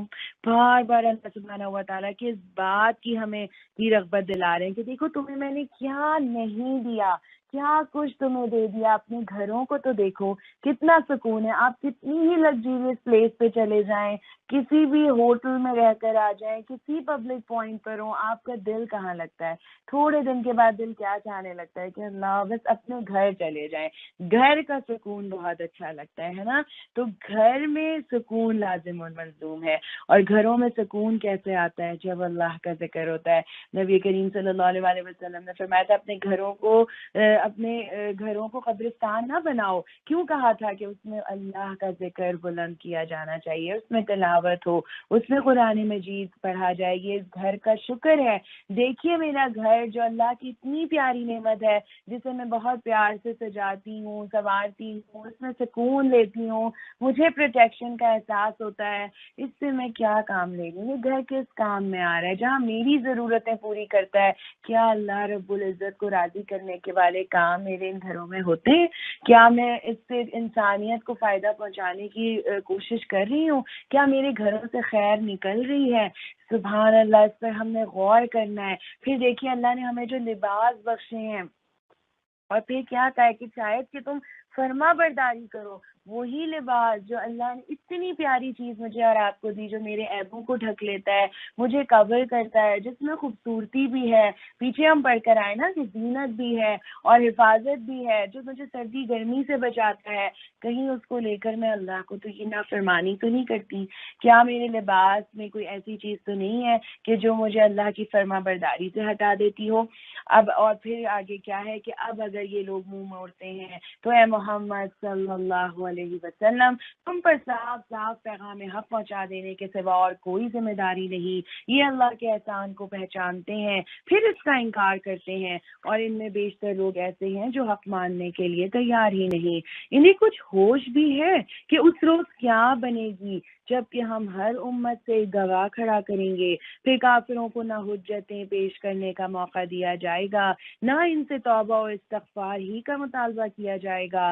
ظالم لوگ جب ایک دفعہ عذاب دیکھ لیں گے تو اس کے بعد نہ ان کے عذاب میں کوئی کمی کی جائے گی اور نہ انہیں ایک لمحہ بھر کی بھی مہلت دی جائے گی۔ جب وہ لوگ جنہوں نے دنیا میں شرک کیا تھا اپنے ٹھہرائے ہوئے شریکوں کو دیکھیں گے تو کہیں گے کہ اے پروردگار، یہی ہے ہمارے وہ شریک جنہیں ہم تجھے چھوڑ کر پکارا کرتے تھے۔ اس پر ان کے وہ معبود انہیں صاف صاف جواب دیں گے کہ تم جھوٹے ہو۔ اس وقت یہ سب اللہ کے آگے جھک جائیں گے اور ان کی وہ ساری افترا پردازیاں رفو چکر ہو جائیں گی جو یہ دنیا میں کرتے رہے تھے۔ جن لوگوں نے خود کفر کی راہ اختیار کی اور دوسروں کو اللہ کی راہ سے روکا، انہیں ہم عذاب پر عذاب دیں گے اس فساد کے بدلے جو وہ دنیا میں برپا کرتے رہے ہیں۔ بہت ڈرانے والی آیتیں بھی ہیں۔ پہلی بات جو یہاں کی گئی ہے، ہم ہر امت سے ایک گواہ کھڑا کریں گے۔ کون ہوں گے وہ گواہ؟ وہ انبیاء، وہ رسول جو قوموں کی طرف بھیجے گئے، وہ گواہی دیں گے۔ اس کے علاوہ کون ہے گواہ؟ کہ جو ہیں یعنی کہ ہر امت میں، یعنی جب انبیاء کا سلسلہ رک گیا، نبی کریم صلی اللہ علیہ وسلم کے بعد جو لوگ اٹھے جنہوں نے اللہ کے پیغام کو آگے پہنچایا، وہ گواہیاں دیں گے کہ ہم نے یہ پیغام پہنچا دیا تھا۔ اور پھر اللہ سبحانہ و تعالیٰ کہتے ہیں کہ وہاں پھر استغفار کا، توبہ استغفار کا مطالبہ نہیں ہے، کیونکہ ٹائم از اب مدت گزر گئی، مہلت ختم ہو گئی، اب تو جواب دینا ہے، اب تو اللہ کے سامنے حساب دینا ہے۔ اے محمد صلی اللہ علیہ وسلم، انہیں اس دن سے خبردار کر دو جبکہ ہم ہر امت میں خود اسی کے اندر سے ایک گواہ اٹھا کھڑا کریں گے جو اس کے مقابلے میں شہادت دے گا، اور ان لوگوں کے مقابلے میں شہادت دینے کے لیے ہم تمہیں لائیں گے۔ اور یہ اسی شہادت کی تیاری ہے کہ ہم نے یہ کتاب تم پر نازل کی ہے جو ہر چیز کی صاف صاف وضاحت کرنے والی ہے، ہدایت و رحمت اور بشارت ان لوگوں کے لیے جنہوں نے سر تسلیم خم کر دیا۔ یعنی اللہ سبحانہ و تعالیٰ اس دن کے بارے میں بتاتے ہیں کہ یہ جو کتاب آئی ہے نا، یہ اصل میں شہادت حق کی تیاری کے لیے تو بھیجی گئی ہے کہ اس دن گواہ کھڑے ہوں گے، سوال جواب ہو رہا ہوگا، انبیاء سے سوال ہوگا کہ کیا میسج پہنچا دیا تھا، وہ کہیں گے جی پہنچا دیا تھا، آگے سے آگے ہوتا جائے گا، اور پھر ہم سے بھی سوال ہوگا کہ کیا ہم نے وہ میسج دیا، وہ جو امت وسط کا ٹائٹل لیا تھا، جو امت وسط کی ذمہ داری لی تھی، اس کو پورا کر کے آئے تھے، امر بالمعروف و نہی عن المنکر کیا تھا، اور کل اپنے پیارے نبی صلی اللہ علیہ وسلم کے سامنے کھڑے ہوئے گواہی دے رہے ہوں گے۔ اللہ سے دعا کیجئے کہ اللہ تعالی ہمیں وہاں سرخرو کر دے۔ ہماری یہ جو ٹوٹی پھوٹی کوششیں، جو بھی ہم اللہ کی دین کی کتاب کو آگے کرنے کے لیے کرتے ہیں، اللہ کے میسج کو آگے پہنچانے کے لیے کرتے ہیں، اس پہ وہ قبول فرما لے۔ اللہ تعالیٰ ہمیں توفیق دے کہ ہم اپنی اس ذمہ داریوں کو سمجھنے والے بنے کہ ہمیں اس پیغام کو آگے پہنچانا ہے۔ یہ ہم ذمہ داری لے کر پیدا ہوئے ہیں اور ہم سے اس کے بارے میں سوال ہوگا کہ یہ جو میں نے، اللہ سبحانہ و تعالیٰ سوال کریں گے کہ اتنی پیاری پیاری نعمتیں تمہیں دی، تمہیں کیوں دی تھی یہ نعمتیں کہ اسے پا کر میرا قرب حاصل کرو، میرے پیغام کو آگے لے کر جاؤ، تم نے اپنا تو بہت فائدہ کیا، میرے دین کو کیا دیا؟ کیا جواب دیں گے؟ کیا ہم نے تیاری کی ہے اس دن کی؟ کیا ہمیں معلوم بھی ہے کہ یہ کتاب ہمیں کیا بتاتی ہے؟ یہ کتاب ہمیں اس دن کی تیاری کروا رہی ہے کہ ہمیں رکھنا ہے یہ پیغام۔ اور یاد رکھیے کہیں ایسا نہ ہو کہ کوئی میرا نیبر، کوئی میری کولیگ کر اللہ کے سامنے یہ نہ کہہ دے کہ اللہ ان کے پاس پیغام تو تھا، میسج تو تھا، لیکن یہ تو بہت بزی تھے، انہوں نے تو ہمیں بتایا ہی نہیں، ہمیں پتہ ہی نہیں چلا کہ ان کے پاس اتنا خوبصورت میسج ہے۔ تو اپنے آپ سے سوال کرنا ہے، کیا مجھے اپنی زندگی کا مقصد سمجھ میں آ گیا ہے کہ میں یہاں شہادت حق کی گواہی دینے آئی ہوں؟ مجھ سے سوال ہوگا، مجھ سے گواہی لی جائے گی، اور یہ گواہی مجھے سب کے سامنے کھڑے ہو کر دینی ہوگی۔ اللہ تعالیٰ ہمیں اس کی سمجھ عطا فرمائے اور ہمیں توفیق دیں کہ ہم اپنے وقت کا بہترین استعمال کرنے والے ہوں۔ اور اللہ سبحانہ تعالیٰ نے یہاں قرآن کے بارے میں کیا کہا ہے کہ یہ جو ہے اور یہ اس شہادت کی تیاری ہے کہ ہم نے یہ کتاب تم پر نازل کی ہے جو ہر چیز کی صاف صاف وضاحت کرنے والی ہے، ہدایت اور رحمت اور بشارت ہے ان کے لیے جو سر تسلیم خم کرتے ہیں، جو سرنڈر کر دیتے ہیں، جو مسلم بن جاتے ہیں۔ مسلم کون ہوتا ہے؟ جس کے اونٹ کی نکیل اس کے مالک، ایسا اونٹ جس کی نکیل اس کے مالک کے ہاتھ میں ہے، رائٹ؟ تو مسلم کون ہے؟ جس کی ساری زندگی اس کو وحی کے مطابق گزر جائے، جو اللہ سے پوچھ پوچھ کے کام کرے کہ اللہ تعالیٰ کر لوں، اللہ آپ کو پسند ہے، جس کو یہ فکر نہ ہو کہ لوگ کیا کہیں گے، اس کی فکر کیا ہو کہ میرا رب کیا کہے گا۔ اللہ عدل و انصاف اور صلح رحمی کا حکم دیتا ہے، ان اللہ یأمر بالعدل والاحسان، اور بدی و بے حیائی اور ظلم و زیادتی سے منع کرتا ہے۔ وہ تمہیں نصیحت کرتا ہے تاکہ تم سبق لو، اللہ کے عہد کو پورا کرو جبکہ تم نے اس پر سے کوئی عہد باندھا ہو، اور اپنی قسمیں پختہ کرنے کے بعد توڑ نہ ڈالو جبکہ تم اللہ کو اپنے اوپر گواہ بنا چکے ہو۔ اللہ تمہارے سب افعال سے باخبر ہے۔ تمہاری حالت اس عورت کی سی نہ ہو جائے جس نے آپ ہی محنت سے سود کاٹا اور پھر آپ ہی اسے ٹکڑے ٹکڑے کر ڈالا۔ تم اپنے یہاں پر دیکھیے کہ اللہ سبحانہ و تعالیٰ نے جن باتوں کا حکم دیا کہ اللہ عدل، احسان اور صلہ رحمی کا حکم دیتا ہے۔ عدل کیا ہے؟ عدل ہے کہ لوگوں کے درمیان حقوق میں توازن اور تناسب قائم ہو اور ہر ایک کو اس کا حق ادا کیا جائے۔ عدل توازن اور تناسب کا تقاضا کرتا ہے، برابری کا نہیں، ہر چیز میں برابری نہیں ہے نا۔ عدل کیا ہے؟ توازن، بیلنس بتاتا ہے۔ اور احسان کیا ہے؟ کہ نیک برتاؤ، فیاضانہ معاملہ، کسی کو اس کے حق سے بڑھ کر دینا، یہ احسان ہے۔ اللہ سبحانہ و تعالیٰ کہتے ہیں کہ تم عدل بھی کرو اور احسان بھی کرو اور ساتھ ساتھ صلہ رحمی کرو۔ کس کے نبی صلی اللہ علیہ وسلم نے کیا فرمایا تھا؟ جن 9 باتوں کا آپ صلی اللہ علیہ وسلم کو حکم دیا گیا تھا اس میں سے ایک کیا تھی کہ جو مجھ سے کٹے میں اس سے جڑوں۔ تو صلہ رحمی کا معاملہ کرو، لوگوں کے ساتھ جڑو، اور اپنے مال جو ہیں وہ نہ صرف اپنے اوپر خرچ کرو بلکہ اپنے رشتہ داروں میں دیکھو، اپنے آس پاس دیکھو کہ کس کو میری ضرورت ہے۔ اور پھر کیا ہے کہ بدی، بے حیائی اور ظلم و زیادتی سے اللہ روکتا ہے۔ ہر قسم کے بیہودہ کام، ہر وہ چیز جو بڑے گناہوں کی طرف لے جائے، اور ہر وہ چیز جو اپنی ذات میں بھی بری ہو اور دوسری طرف وہ فحش کی طرف لے جائے، وہ سب چیزیں سے اللہ سبحانہ و تعالیٰ نے منع فرما دیا ہے۔ اور پھر کیا کہا ہے کہ کیا تم اس عورت کی طرح ہو جاؤ گے جس نے اتنی محنت سے سود کاٹا اور پھر اسے خود ہی ٹکڑے ٹکڑے کر کے ڈال دیا۔ آپ دیکھیے کتنی محنتیں کرتے ہیں نا اللہ کو راضی کریں، ہے نا، نمازیں پڑھتے ہیں، انشاءاللہ اب رمضان قریب ہے، روزے رکھیں گے، اتنی محنتیں کریں گے، تو پھر کرنا کیا ہے؟ ان اعمال کی حفاظت کا انتظام کرنا ہے، ان کو سیو ایز کر لیجئے۔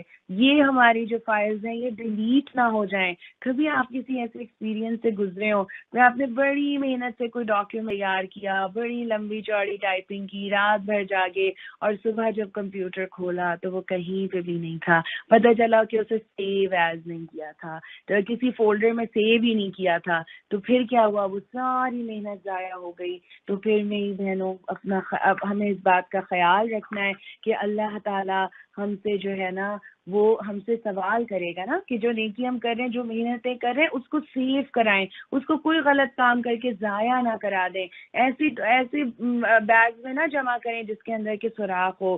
آیا نمبر 91 سورہ النحل، وَأَوْفُوا بِعَهْدِ اللَّهِ إِذَا عَاهَدتُّمْ وَلَا تَنقُضُوا الْأَيْمَانَ بَعْدَ تَوْكِيدِهَا وَقَدْ جَعَلْتُمُ اللَّهَ عَلَيْكُمْ كَفِيلًا۔ وہ تمہیں نصیحت کرتا ہے تاکہ تم سبق لو، اللہ کے عہد کو پورا کرو جبکہ تم نے اس سے کوئی عہد باندھا ہو، اور اپنی قسمیں پختہ کرنے کے بعد توڑ نہ ڈالو جبکہ تم اللہ کو اپنے اوپر گواہ بنا چکے ہو۔ اللہ تمہارے سب افعال سے باخبر ہے۔ میں اس کو دوبارہ پڑھ دیا۔ تمہاری حالت اس عورت کی سی نہ ہو جائے جس نے آپ محنت سے سود کاٹا اور پھر آپ ہی اسے ٹکڑے ٹکڑے کر ڈالا۔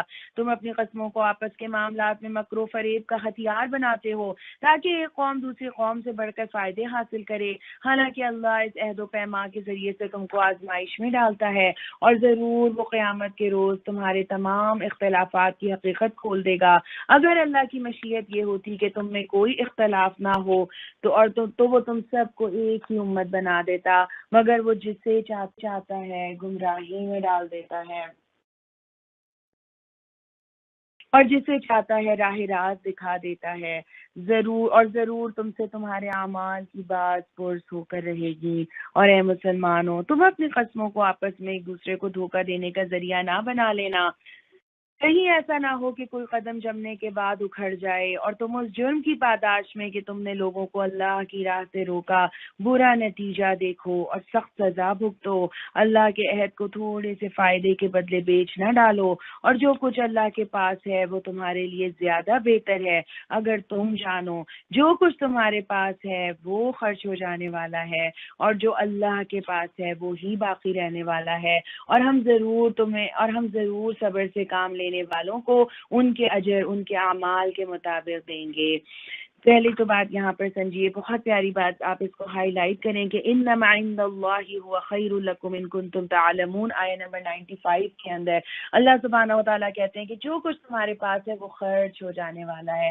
دیکھیے کیسے ہر چیز خرچ ہو رہی ہے. اپنی صحت دیکھیے، ایج دیکھتے ہیں، عمر دیکھتے ہیں، ہر چیز کیا صلاحیت دیکھیے، ہر چیز آہستہ آہستہ ختم ہو رہی ہے نا. میرا مال ہے بس ختم ہو جائے گا. میں آپ سے یہ پوچھتی ہوں کہ ابھی اگر ہم سب غور کریں تو ہماری بیگس کے اندر، ہمارے والیٹ کے اندر جو منی ہے اور ایک کریڈٹ کارڈ رکھا ہے، اس کی کریڈٹ کارڈ رکھے ہوئے ہیں نا، وہ سب اس کی سب کی ایک ایکسپائری ڈیٹ ہے. کون سی ہے وہ ایکسپائری ڈیٹ؟ وہ جو کہ آپ کے کارڈ کے پیچھے یا آگے لکھی ہوئی ہے؟ نہیں، اس منی کی ایکسپائری ڈیٹ ہے میری موت کا دن. جس دن میری موت واقع ہو گئی اس دن یہ سب کچھ ایکسپائرڈ ہے میرے لیے. میں اسے نہ برت سکتی ہوں نہ استعمال کر سکتی ہوں، میں سب اسے یہیں چھوڑ کے چلی جاؤں گی. کرنا کیا ہے، اس منی کو آخرت کے بینک میں ٹرانسفر کر دیجئے، آخرت کے اکاؤنٹ میں جمع کیجئے، اسے اللہ کے راستے میں لگائیے، اللہ کے راستے میں نکالیے. تو پھر دیکھیے کہ وہ آخرت کے اکاؤنٹ میں جمع ہو جائے گی. جب ہم کسی جگہ مائیگریٹ کرتے ہیں، کسی جگہ پہ جاتے ہیں، ٹریول کرتے ہیں، ہم کیا کرتے ہیں؟ سب سے پہلے کیا دیکھتے ہیں کہ وہاں کون سی کرنسی چلے گی. کیا ہم اپنے ملک کی کرنسی لے جا سکے وہاں یوز کر سکتے ہیں؟ نہیں، ہمیں کنورٹ کرانا ہوتا ہے نا. تو بالکل اسی طرح اللہ کی بیوی نعمتیں جو اس وقت میرے اور آپ کے پاس ہیں، اس آخرت کے لیے کنورٹ کرنا ہے. جو پھر آگے جو آیت آ رہی ہے وہ بھی بہت پیاری ہے، 97. من عمل صالحا من ذکر او انثى وهو مؤمن فلنحيينه حیاتا طیبہ. جو شخص بھی نیک عمل کرے گا، خواہ وہ مرد ہو یا عورت، بشرطے کہ ہو وہ مومن، اسے ہم دنیا میں پاکیزہ زندگی بسر کرائیں گے. آخرت میں ایسے لوگوں کو ان کے اجر ان کے بہترین اعمال کے مطابق بخشیں گے. سبحان اللہ. دیکھیے جینڈر ایکوالٹی اسلام کے اندر کتنی زبردست ہے. اللہ تعالیٰ نے جو اسلام میں عورت اور مرد کی ذمہ داریاں الگ رکھی، ان کو ڈیزائن کیونکہ الگ کیا ہے تو ان کی ذمہ داریاں الگ رکھ دی، لیکن اجر میں دونوں برابر ہیں، دونوں بنا. یہ ہوتی ہے جینڈر ایکوالٹی کہ انسان کی صلاحیت دیکھ کے، اس کی کیپیسٹی دیکھ کر اس سے ڈیمانڈ کی جائیں، ہے نا. لیکن جہاں پر بات حقوق کی تھی، فرائض کی تھی، وہاں تو اللہ تعالیٰ نے بیلنس ڈفرینٹ کیے، ڈفرینٹ طریقے سے وہاں پر بیلنس کیا. لیکن یہاں کیا کہا کہ کوئی بھی مرد یا عورت ہو، نیک عمل کرے گا اور وہ ایمان والا ہو، مومن ہو، تو اس کے لیے ہم دنیا میں پاکیزہ زندگی بسر کرائیں گے. سبحان اللہ. یہاں سے کیا بات سمجھ میں آتی ہے؟ ہمیں تو لگتا ہے کہ شاید ہم نیک کام کریں گے، اچھے کام کریں گے تو ہمیں اس کا بینیفٹ آخرت میں ہوگا. میرے اللہ نے تو یہاں بتا دیا کہ حیاتاً طیبہ، ان کی تو دنیا خوبصورت ہو جائے گی، دنیا میں پاکیزہ زندگی بسر کرائیں گے. دیکھیے آج ایک ایمان والے کا جو دنیا میں خوبصورتی کیا ہے، حیاتاً طیبہ کیا ہے، tension free life, depression free.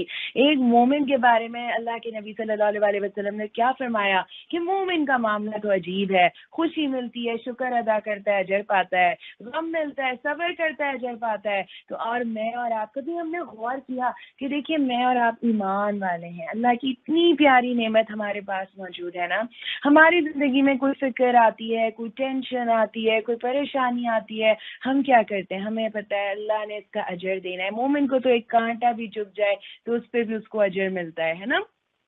تو جو تکلیفیں آ رہی ہیں اس پہ مجھے اجر ملنے والا ہے، رائٹ. اور اگر دنیا میں نہیں تو انشاءاللہ اللہ نے آخرت میں میرے لیے اس کو ڈپازٹ کیا ہوا ہے، سیو کیا ہوا ہے. یہ چیز انسان کو کیا کرتی ہے، انزائٹی فری کرتی ہے، ڈپریشن فری کر دیتی ہے.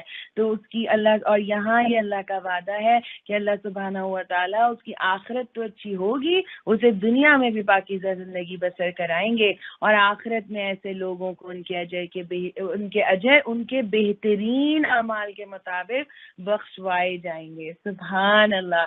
یعنی بہت سی نیکیاں ایسی ہم کرتے ہیں نا کہ کچھ نیکیاں، جیسے فار ایگزامپل ہم نماز کی ایگزامپل لیتے ہیں، کچھ نمازیں ایسی ہوتی ہیں کہ جو ہم نے بڑی اچھی پڑھی، کچھ ایسی ہو جاتی ہیں کہ بس خانہ پوری کی ہوتی ہے. اللہ سبحانہ و تعالیٰ یہاں کہتے ہیں کہ کل جو انعامات ہوں گے نا، تو وہ جو بہترین عمل کیے تھے نا، اس کے حساب سے کر کے اور ان کا اجر دے دیا جائے گا، ان کا اونچا مرتبہ دیا جائے گا، جو کہ ان کی بڑی نیکی کے لحاظ سے، جو اچھی نیکی کے لحاظ سے ان کا اجر بنتا ہوگا. پھر قرآن مجید کی ایک آیت نمبر 98 سورہ النحل سے آپ ہائی لائٹ کیجیے گا، فَإِذَا قَرَأْتَ الْقُرْآنَ فَاسْتَعِذْ بِاللَّهِ مِنَ الشَّيْطَانِ الرَّجِيمِ. پھر جب تم قرآن پڑھنے لگو تو شیطان رجیم سے خدا کی پناہ مانگ لیا کرو. اسے ان لوگوں پر تسلط حاصل نہیں ہوتا جو ایمان لاتے اور اپنے رب پر بھروسہ کرتے ہیں. اس کا زور تو انہی لوگوں پر چلتا ہے جو اس کو اپنا سرپرست بناتے اور اس کے بہکانے سے شرک کرتے ہیں. یہ اللہ کا حکم ہے کہ جب قرآن مجید کی تلاوت شروع کی جائے تو پھر کیا کیا جائے، فوراً ہی اعوذ باللہ پڑھ لیا جائے. کیوں یہ حکم دیا جا رہا ہے؟ دیکھیے پڑھنے تو ہم قرآن جا رہے ہیں، تو پھر کیوں اعوذ باللہ پڑھیں؟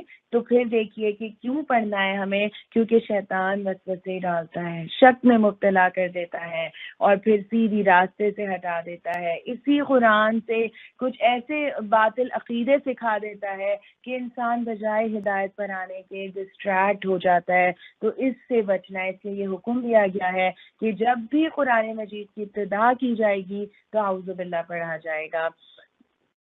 جب اور اللہ نے ایک اور جو چیز یہاں بتائی ہے، اس کو بھی آپ ہائی لائٹ کریں گے کہ شیطان سے بچ کون سکتا ہے.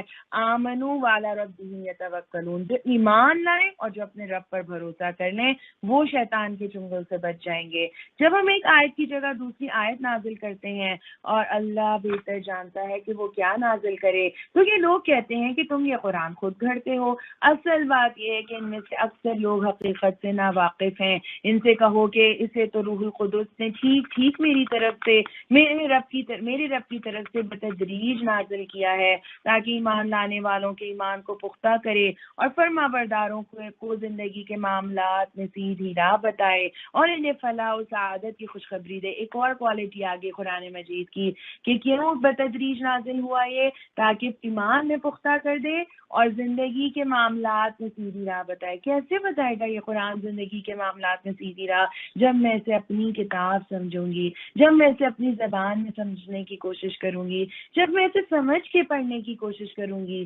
یہ رحمت تو ہے، یہ رحمت بن جاتا ہے جب ہم اس کی تلاوت کرتے ہیں، لیکن ہدایت اسی وقت بنے گا کہ جب ہم اسے کھولیں گے اور اس سے فائدہ اٹھانے کی کوشش کریں گے.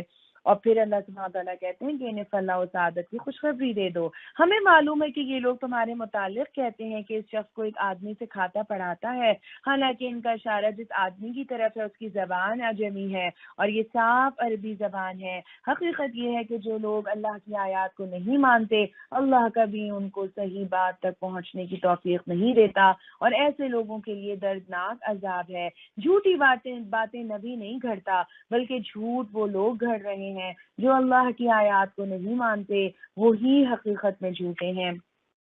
یہاں پہ جس کی بات کی گئی ہے کہ کچھ ایسے غلام تھے، کیونکہ نبی کریم صلی اللہ علیہ وسلم نرم طبیعت کے تھے نا، تو کچھ ایسے مکہ میں آپ کچھ ایسے غلام تھے جن کے ساتھ آپ بیٹھا کرتے تھے، ان سے باتیں کیا کرتے تھے. تو جب مشرکین مکہ کو قرآن پر الزام لگانے کو کچھ نہیں ملا، تو انہوں نے یہ کہہ دیا کہ نعوذ باللہ صلی اللہ علیہ وسلم ان سے سیکھ کر آتے ہیں اور پھر یہ کہہ دیتے ہیں کہ یہ اللہ کی گھڑی ہوئی اللہ کی طرف سے یہ آیات آئی ہیں. تو اللہ تعالیٰ اسی کانسیپٹ کو ٹھیک کر رہے ہیں کہ تم غور تو کرو کہ وہ تو اجمی ہے اور یہ قرآن تو عربی میں نازل ہوا ہے نا.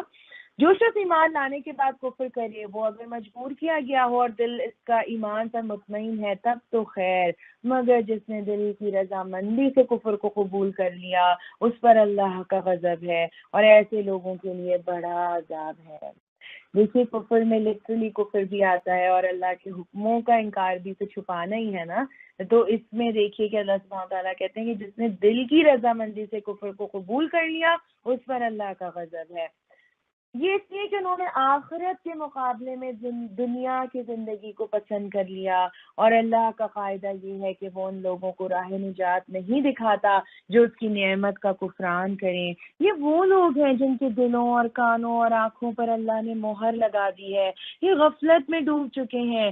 ضرور یہ ہے کہ آخرت میں یہی خسارے میں رہیں، بخلاف اس کے کہ جن لوگوں کا حال یہ ہے کہ جب ایمان لانے کی وجہ سے وہ ستائے گئے تو انہوں نے گھر بار چھوڑ دیے، ہجرت کی، راہ خدا میں سختیاں جھیلیں اور صبر سے کام لیا۔ ان کے لیے یقیناً تیرا رب غفور الرحیم ہے۔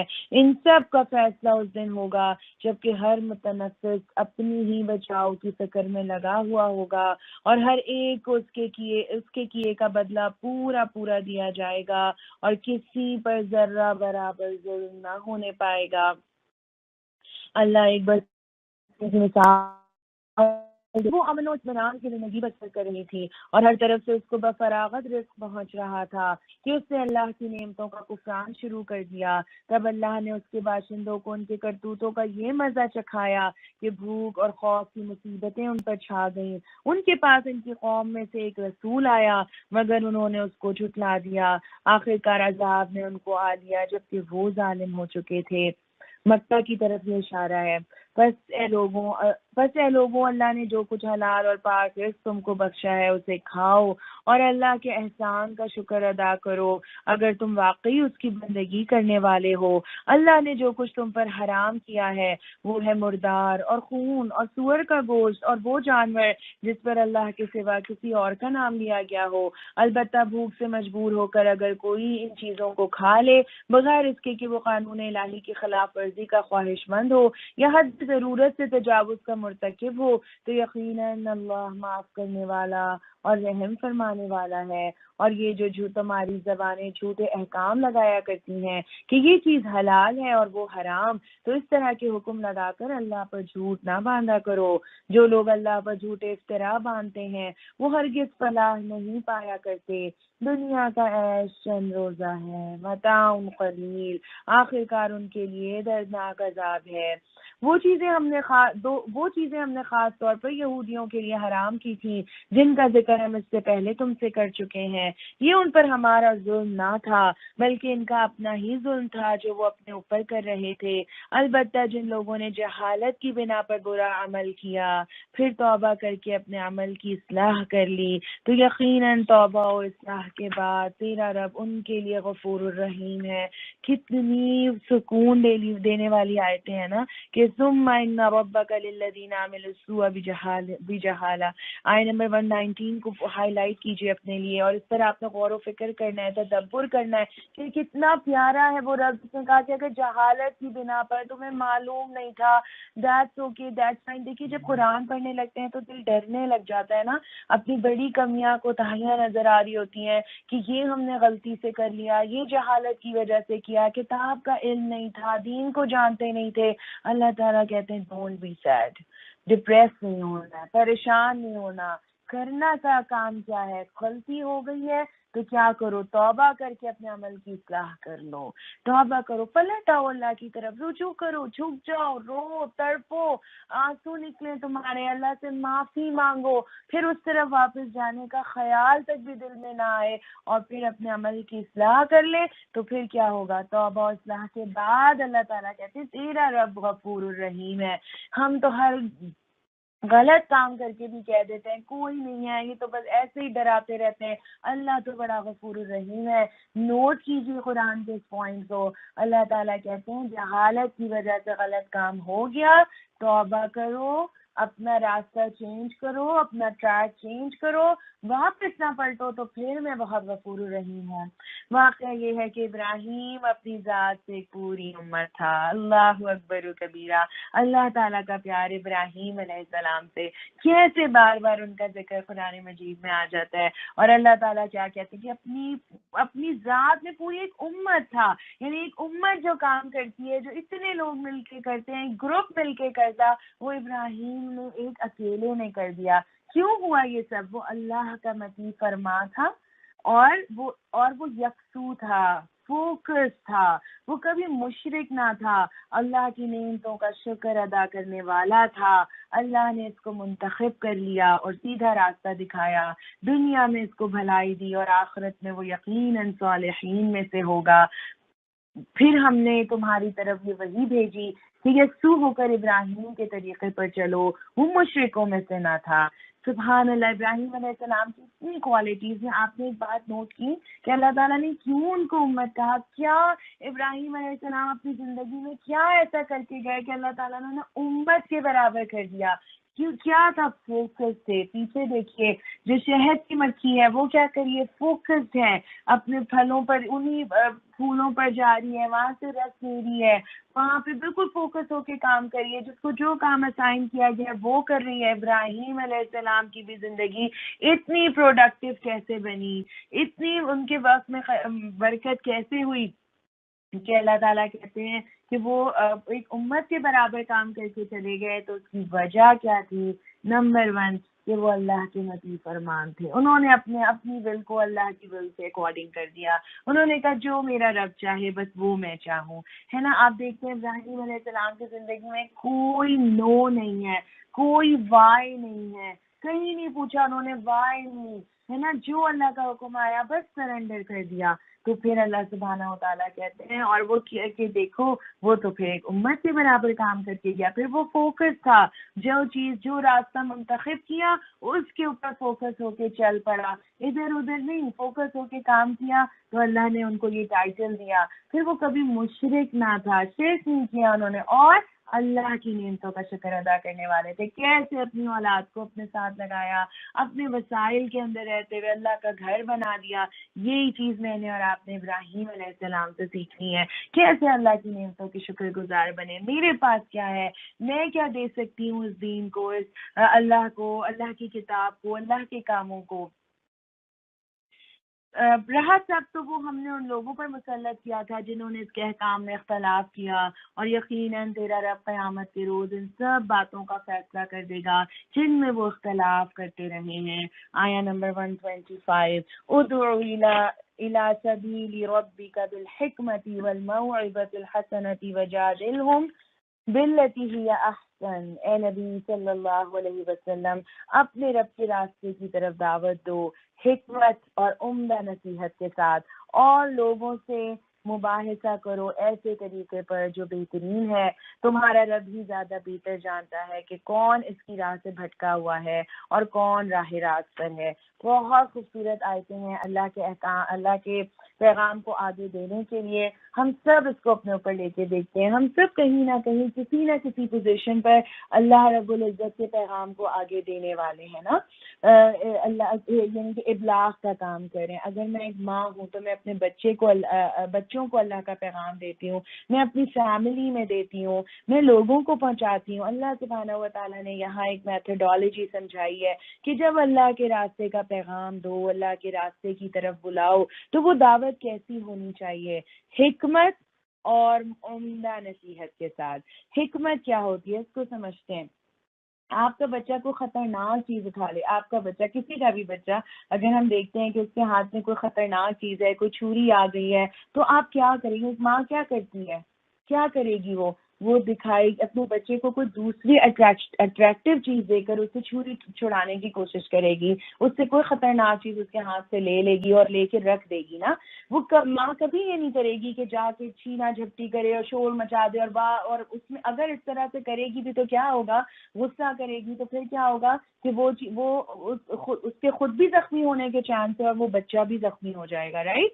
تو حکمت کیا ہوتی ہے کہ اس کو اگر اس بچے سے کوئی خطرناک چیز اس کے ہاتھ سے لینی ہے تو اس کو کوئی بہترین چیز، اس کا آلٹرنیٹو دکھایا جائے، اسے کوئی دوسرا راستہ دکھایا جائے نا، تاکہ وہ اس سے سمجھے۔ حکمت کیا ہے؟ اچھی بات، صحیح بات کو صحیح وقت پر کہنا ہے نا۔ کسی کو ایک گناہ کا کام کرنے میں مزہ آ رہا ہے، کسی کو جو ہے اچھا لگ رہا ہے کہ ہم یہاں یہ کریں، اور وہاں جا کر اگر ہم کہنا شروع کر دیں کہ او ہو یہ کیا، تم تو جہنمی، تم تو یہ، تم تو وہ، تو پھر کیا ہوتا ہے کہ کیا وہ چیزیں کسی کے دل پر اثر کریں گی؟ کیا ہماری نصیحت وہاں پہ افیکٹ کرے گی؟ نہیں، کبھی بھی کسی کی نا کو نہیں، بلکہ اس کی غیرت کو جگانا چاہیے، اس کو وہ راستہ دکھانا، اس کو حکمت سے بات کرنا، پیار اور محبت سے بات کرنا۔ عمدہ نصیحت کیا ہے کہ برائی کو ختم کرنے کے دلائل دیے جائیں اور اس کے ساتھ ساتھ جذبات کو اپیل کیا جائے، ٹھیک ہے۔ اسی طرح برائی کے عقلی ثبوت بھی دیں اور انسان کے اندر برائی کے جذبے کے خلاف نفرت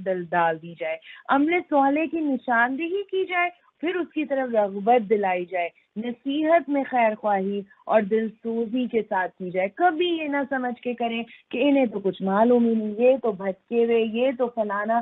دیکھیے آج اسلام کا جو نقصان سب سے زیادہ جس چیز سے ہوا وہ تبلیغ نہ کرنے سے اتنا شاید نہیں ہوا جتنا غلط طریقے سے کرنے سے ہو گیا، غلط موقع پہ کرنے سے ہو گیا۔ میں اور آپ دیکھیں کہ ہم اپنے بچوں کے ساتھ کیا معاملہ کر رہے ہیں، ہم اپنی سراؤنڈنگز میں کیا معاملہ کرتے ہیں جب ہم اپنے دین کی دعوت دیتے ہیں۔ آج کل آپ دورہ قرآن سے گزر رہے ہیں، کیا ہونا چاہیے میری اور آپ کی دعوت؟ یہ نہیں بتانا کہ ارے تم نہیں کر رہی، توبہ توبہ استغفر اللہ، کہاں ٹائم لگا رہی ہو، بس جی تم لوگ تو دنیا میں گھرے ہو۔ نو، میرا اور آپ کا طریقہ کیا ہو کہ سبحان اللہ مجھے اتنا سکون مل رہا ہے، یہ کتاب مجھے اتنا سکون دے رہی ہے، میں اتنا ریلیکس فیل کر رہی ہوں، وائی ناٹ کہ آپ میرے ساتھ آ جائیں۔ پھر ایک اور کیا چیز ہوتی ہے، حکمت کیا ہے کہ ہم دیکھتے ہیں کہ اگر کوئی چیز ہمارے بچوں کے لیے بینیفیشیل ہوتی ہے لیکن وہ صرف ان کو پسند نہیں ہے، فار ایگزامپل کسی بچے کو دودھ پسند نہیں آ رہا یا یوگرٹ پسند نہیں ہے، تو کیا ہم چھوڑ دیتے ہیں کہ بھئی اس کو پسند ہی نہیں ہے، رہنے دو، کوئی نہیں، یہ نہیں آئیں گے، ان کو چھوڑ دو؟ نہیں، ماں کو تو فکر لگ جاتی ہے نا کہ میرے بچے کو کی ڈیفیشنسی ہو جائے گی، اس کو کوئی ہیلتھ ایشوز ہو جائیں گے، تو ماں کیا کرتی ہے؟ آلٹرنیٹیو ڈھونڈتی ہے، اسی دودھ میں کبھی فلیور ایڈ کر دیتی ہے، کبھی وہ لسی بنا کے دے گی، کبھی وہ کوئی سویٹ ڈش بنا دے گی کہ کسی طرح وہ یوگرٹ اور وہ ملک میرے بچے کے اندر چلا جائے۔ یہی ہے وہ حکمت، یہی ہے وہ معاوضہ کہ ہم دیکھیں کہ ہم اس پیغام کو کیسے آگے دینے والے بنے، کیسے اٹریکشن لے کر آئیں، کیسے لوگوں میں اس کا شوق ابھار دیں، کیسے بتائیں۔ کیونکہ دیکھیے جو چیز میرے آپ کے پاس ہے اگر وہ بہترین ہے، اس کی عظمت میرے دل میں آ رہی ہے، تو پھر تو میرے اندر وہ جذبہ ابھرنا چاہیے نا۔ آج کل میں دیکھتی ہوں کہ اکثر کہیں پہ جاتے ہیں، کوئی سیل لگی ہوتی ہے، کوئی نیو ڈیزائنر ویئر آ رہے ہیں، کوئی چیز لانچ ہونے والی ہے، تو دھڑا دھڑ واٹس ایپ پہ میسیجز آ رہے ہوتے ہیں، جلدی کریں، جا کر لے لیں، یہ اٹھا لیں، اتنا ڈسکاؤنٹ ہے، اتنا بچ رہا ہے۔ پھر اس دین کے لیے کیا کر سکتے ہیں؟ کیا کریٹیوٹی ہے میرے پاس؟ کیسے میں اس کو خوبصورت بنا کر پیش کر سکتی ہوں؟ اس کو انشاءاللہ تعالیٰ اس پہ ضرور سوچئے گا، اس پہ عمل کیجئے گا انشاءاللہ تعالیٰ۔ اور تمہارا رب ہی زیادہ بہتر جانتا ہے کہ کون اس کی راہ سے بھٹکا ہوا ہے اور کون راہ راست پر ہے۔ یعنی اس کا فیصلہ اللہ نے میرے اور آپ کے ہاتھ میں نہیں دیا، مجھے اور آپ کو تو صرف پیغام پہنچا دینے تک کا ہی کی ذمہ داری ہے۔ اور اگر تم لوگ بدلہ لو تو بس اسی قدر لو جس قدر تم پر زیادتی کی گئی ہے، لیکن اگر تم صبر کرو تو یقیناً یہ صبر کرنے والوں ہی کے حق میں بہتر ہے۔ اے محمد صلی اللہ علیہ وسلم، صبر سے کام کیے جاؤ، اور تمہارا یہ صبر اللہ ہی کی توفیق سے ہے۔ ان لوگوں کی حرکات پر رنج نہ کرو اور نہ ان کی چال بازیوں پر دل تنگ ہو۔ اللہ ان لوگوں کے ساتھ ہے جو تقوی سے کام لیتے ہیں اور احسان پر عمل کرتے ہیں۔ کتنا پیارا اصول مجھے اور آپ کو سکھا دیا گیا۔ بدلہ لینا تو ہے لیکن اتنا ہی جتنا دوسرے نے کیا ہے نا۔ پھر یہ کیسے پتہ چلے کہ یہ ایکول ہے یا نہیں ہے؟ تو پھر کہا کہ چلو صبر کر لو، صبر کا اجر بہت ہے۔ اور پھر کن باتوں پر جن پر تمہارا دل رنج ہو رہا ہے، آج تمہارے خلاف چال بازیاں ہوتی ہیں، تمہیں ٹیررسٹ کہہ دیا جاتا ہے، تمہیں کچھ بھی کہا جا رہا ہے، تمہیں فنڈامنٹلسٹ کہہ دیتے ہیں، تم اب جب اسلام اللہ کو راضی کرنے والے کام شروع کرو، اس حال حلیہ میں نکلو تو لوگ مذاق اڑا دیتے ہیں۔ کوئی بات نہیں، ڈونٹ وری، کرنا کیا ہے، صبر سے کام کیے جاؤ، اپنا کام کرتے رہو، صبر کو اپنا ٹول بناؤ۔ اور صبر کیا ہے؟ اللہ کی توفیق سے ہی ملتا ہے۔ اور پھر لوگوں کی باتیں تمہیں رنجیدہ ہی نہ کریں۔ اور اپنے اندر کیا لے کر آنا ہے؟ تقویٰ اور احسان کا معاملہ لے کر آئیں گے تو انشاءاللہ اللہ سبحانہ و تعالیٰ کی مدد بھی ضرور آئے گی۔ الحمدللہ یہاں پر ہماری سورۃ النحل مکمل ہوتی ہے اپنے خوبصورت میسیجز کے ساتھ، اور اب ہم انشاءاللہ تعالیٰ شروع کریں گے سورہ بنی اسرائیل۔ بہت ہی خوبصورت سورہ ہے یہ بھی، اور مجھے تھوڑا سا اگر آپ لوگ ٹائم دیں تو میں دوبارہ آڈیو کو کنیکٹ کرنے کی کوشش کر رہی ہوں۔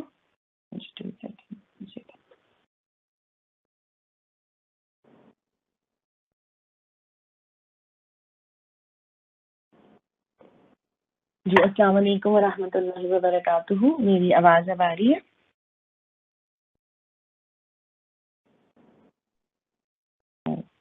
ٹھیک ہے،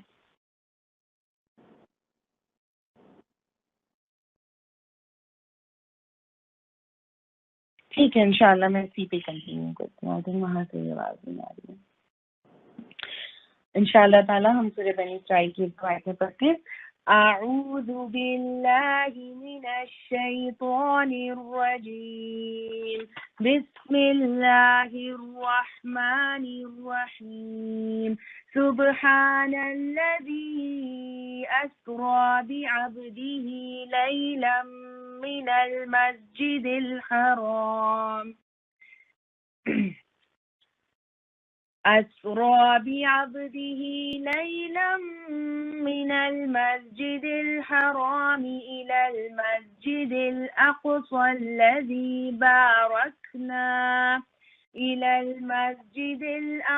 الذي باركنا حوله لنريه من آياتنا إنه هو السميع البصير۔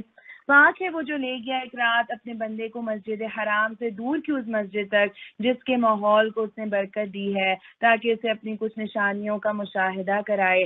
حقیقت میں وہی ہے جو سب کچھ سننے اور جاننے والا ہے۔ سورہ بنی اسرائیل مکی سورہ ہے، اور اس سورہ کے اندر ہم واقعہ معراج کی کچھ جھلکیاں دیکھیں گے۔ اس سورہ کے اندر قوموں کے عروج اور زوال کی باتیں آئیں گی۔ اسی میں بنی اسرائیل یعنی اسی میں جو سورہ بنی اسرائیل میں ہی نبی کریم صلی اللہ علیہ وسلم کو ہجرت کی دعا سکھائی گئی ہے۔ یہ جو ہے نبی کریم صلی اللہ علیہ وسلم کو حق کی دعوت دیتے ہوئے 12 سال گزر چکے ہیں، لیکن مخالفین آپ کے راستے میں مسلسل روڑے اٹکا رہے ہیں اور آپ کو روک رہے ہیں، ظلم و ستم بڑھ رہا ہے، الزامات کی بوچھاڑ ہے۔ تو پھر اللہ سبحانہ و تعالیٰ یہ معراج کا سفر کراتے ہیں۔ یہ سفر 2 حصوں پر مشتمل ہے، ایک بیت اللہ سے بیت المقدس تک جسے اسراء کہا جاتا ہے، رات کے وقت کہیں جانا، رائٹ، اور دوسرا بیت المقدس سے سدرۃ المنتہا تک جو کہ معراج ہے۔ تو یہاں پر یہ جو سفر ہے نبی کریم صلی اللہ علیہ وسلم کا، یہ اس کے اندر کیا چیزیں ہیں؟ نبی کریم صلی اللہ علیہ وسلم کو ہجرت کے لیے تیار کیا جا رہا ہے۔ آپ کو وہ تمام مناظر دکھائے گئے ہیں کہ کس طرح سے جو ہے وہ معاملات ہوتے ہیں، اور بیسکلی یہ جو سفر ہے یہ عینی مشاہدہ ہے جو نبی کریم صلی اللہ علیہ وسلم کو کرایا گیا تاکہ عین الیقین وہ حاصل کرنے۔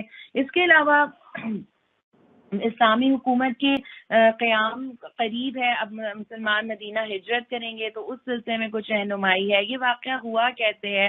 خلاصہ اس کا یہی ہے کہ رات کے وقت جبرائیل علیہ السلام آپ صلی اللہ علیہ وسلم کو مسجد حرام سے مسجد اقصیٰ تک براق پر لے گئے تھے۔ وہاں پر آپ صلی اللہ علیہ وسلم نے انبیاء علیہ السلام کے ساتھ نماز ادا کی تھی، رائٹ، اور پھر آپ صلی اللہ علیہ وسلم کا انبیاء کی نماز کا امامت کرانا کیا تھا کہ اب لیڈرشپ چینج ہو رہی ہے، اب یہ مسلمانوں کے حصے میں آئے گی، اور پھر اس لیے یہ سفر کرایا گیا تاکہ وہ جان لیں۔ اور پھر وہاں سے یعنی کہ جب آپ نے وہاں پر امامت کرا دی تو پھر آپ کو عالم بالا تک لے کر گئے، مختلف لیول پر ہم سب جانتے ہیں، مختلف احادیث ہم نے سنی ہوئی ہے کہ آپ صلی اللہ علیہ وسلم کی مختلف انبیاء سے ملاقات کرائی گئی۔ اس موقع پر آپ صلی اللہ علیہ وسلم کو جو تحائف ملے وہ نماز کا تحفہ تھا، سورہ بقرہ کی آخری آیات تھی، لا حول ولا قوت کا ملنا تھا، توحید والوں کے لیے گناہوں کی معافی تھی۔ تو معراج اصل میں تبدیلی امت کا سفر تھا کہ اب کیا ہو رہا ہے کہ وہ لیڈرشپ چینج ہوگی اور اب مسلمانوں کو ملے گی، مسلمانوں کو امت وسط کا ٹائٹل مل رہا ہے. اور پھر ہم نے دیکھا تھا کہ کئی چیزیں آپ صلی اللہ علیہ وسلم کو آبزرو کروائی گئی تھیں کہ کس کس طرح لوگوں پر عذاب ہو رہے تھے اور کیا معاملات تھے. ٹھیک ہے، اور اسی میں پھر بنی اسرائیل کے عروج اور زوال کی بات بھی آئے گی، تو انشاءاللہ ہم آیات کو لے کر چلتے ہیں. پاک ہے وہ جو لے گیا ایک رات اپنے بندے کو مسجد حرام سے دور کی اس مسجد تک جس کے ماحول کو اس نے برکت دی ہے تاکہ اسے اپنی کچھ نشانیوں کا مشاہدہ کرائے. اس کے ساتھ ساتھ یہ جو معراج کا سفر تھا نا، یہ ایک بڑا ہی وہ تھا، کیونکہ آپ دیکھیے کہ ظاہری طور پر جو لوگ صرف عقل پر بھروسہ کر رہے تھے ان کو یہ ماننا، ان کے لیے یہ ماننا بہت مشکل ہو رہا تھا کہ ایسا کیسے پاسبل ہے کہ راتوں رات ایک شخص بیت اللہ سے بیت المقدس تک کا سفر کر کے آ جائے. لیکن یہی واقعہ حضرت ابو بکر صدیق رضی اللہ عنہ کی صدیقیت کو بھی ثابت کر گیا کہ جب ان سے پوچھا گیا تھا کہ کیا آپ اس بات پہ یقین رکھتے ہیں کہ کوئی شخص اگر یہ کہے تو کیا آپ اسے سچ مان لیں گے کہ وہ راتوں رات بیت اللہ سے بیت المقدس تک کا سفر کر کے آیا؟ حضرت ابو بکر کہتے ہیں نہیں. تو انہوں نے کہا لیکن آپ کے صاحب تو کہہ رہے ہیں. تو جس پر حضرت ابو بکر رضی اللہ عنہ نے کہا کہ اگر وہ کہہ رہے ہیں تو پھر ٹھیک ہے، پھر میں مان لوں گا. تو اسی پر ان کو صدیق کا لقب ملا تھا. تو یہ جو واقعہ ہے، جو اس طرح کے معجزات ہوتے ہیں، یہ ایک طرح کا لٹمس ٹیسٹ بن جاتے ہیں کہ جس سے سمجھ میں آتا ہے کہ کون ماننے والا ہے اور کون نہیں. تو حقیقت میں وہی ہے جو سب کچھ سننے اور دیکھنے والا ہے. ہم نے اس سے پہلے موسیٰ کو کتاب دی تھی اور اسے بنی اسرائیل کے ذریعہ ہدایت بنایا تھا. موسیٰ کی کتاب بھی کس کے لیے آئی تھی؟ ہدایت کے لیے آئی تھی، اس تاکید کے ساتھ کہ میرے سوا کسی کو اپنا وکیل نہ بنانا. تم ان لوگوں کی اولاد ہو جنہیں ہم نے نوح کے ساتھ کشتی پر سوار کیا تھا اور نوح ایک شکر گزار بندہ تھا. دیکھیے بار بار اللہ تعالیٰ اپنی شکر گزاری کی طرف ہماری توجہ مبذول کرا رہے ہیں. پھر ہم نے اپنی کتاب میں بنی اسرائیل کو اس بات پر بھی متنبع کر دیا تھا کہ تم 2 مرتبہ زمین میں فساد عظیم برپا کرو گے اور بڑی سرکشی دکھاؤ گے. آخرکار جب ان سے پہلی سرکشی کا موقع پیش آیا تو اے بنی اسرائیل، ہم نے تمہارے مقابلے میں اپنے ایسے بندے اٹھائے جو نہایت زور آور تھے. وہ تمہاری ملک میں گھس کر ہر طرف پھیل گئے. یہ ایک وعدہ تھا جسے پورا ہو کر ہی رہنا تھا. اس کے بعد ہم نے تمہیں ان پر غلبے کا موقع دیا اور تمہیں مال و اولاد سے مدد دی اور تمہاری تعداد پہلے سے بڑھا دی. دیکھو تم نے بھلائی کی تو وہ بھلائی تمہارے اپنے لیے ہی بھلائی تھی. ان احسنتم لانفسکم، ہائی لائٹ کر لیجیے اس پوائنٹ کو. اور برائی کی تو وہ تمہاری اپنے ذات کے لیے برائی ثابت ہوئی. پھر جب اس وعدے کا وقت آیا تو ہم نے دوسرے دشمنوں کو تم پر مسلط کیا تاکہ وہ تمہارے چہرے بگاڑ دیں اور مسجد بیت المقدس میں اس طرح گھس جائیں جس طرح کے پہلے دشمن گھسے تھے، اور جس چیز پر ہاتھ پڑے اسے تباہ کر کر رکھ دیں.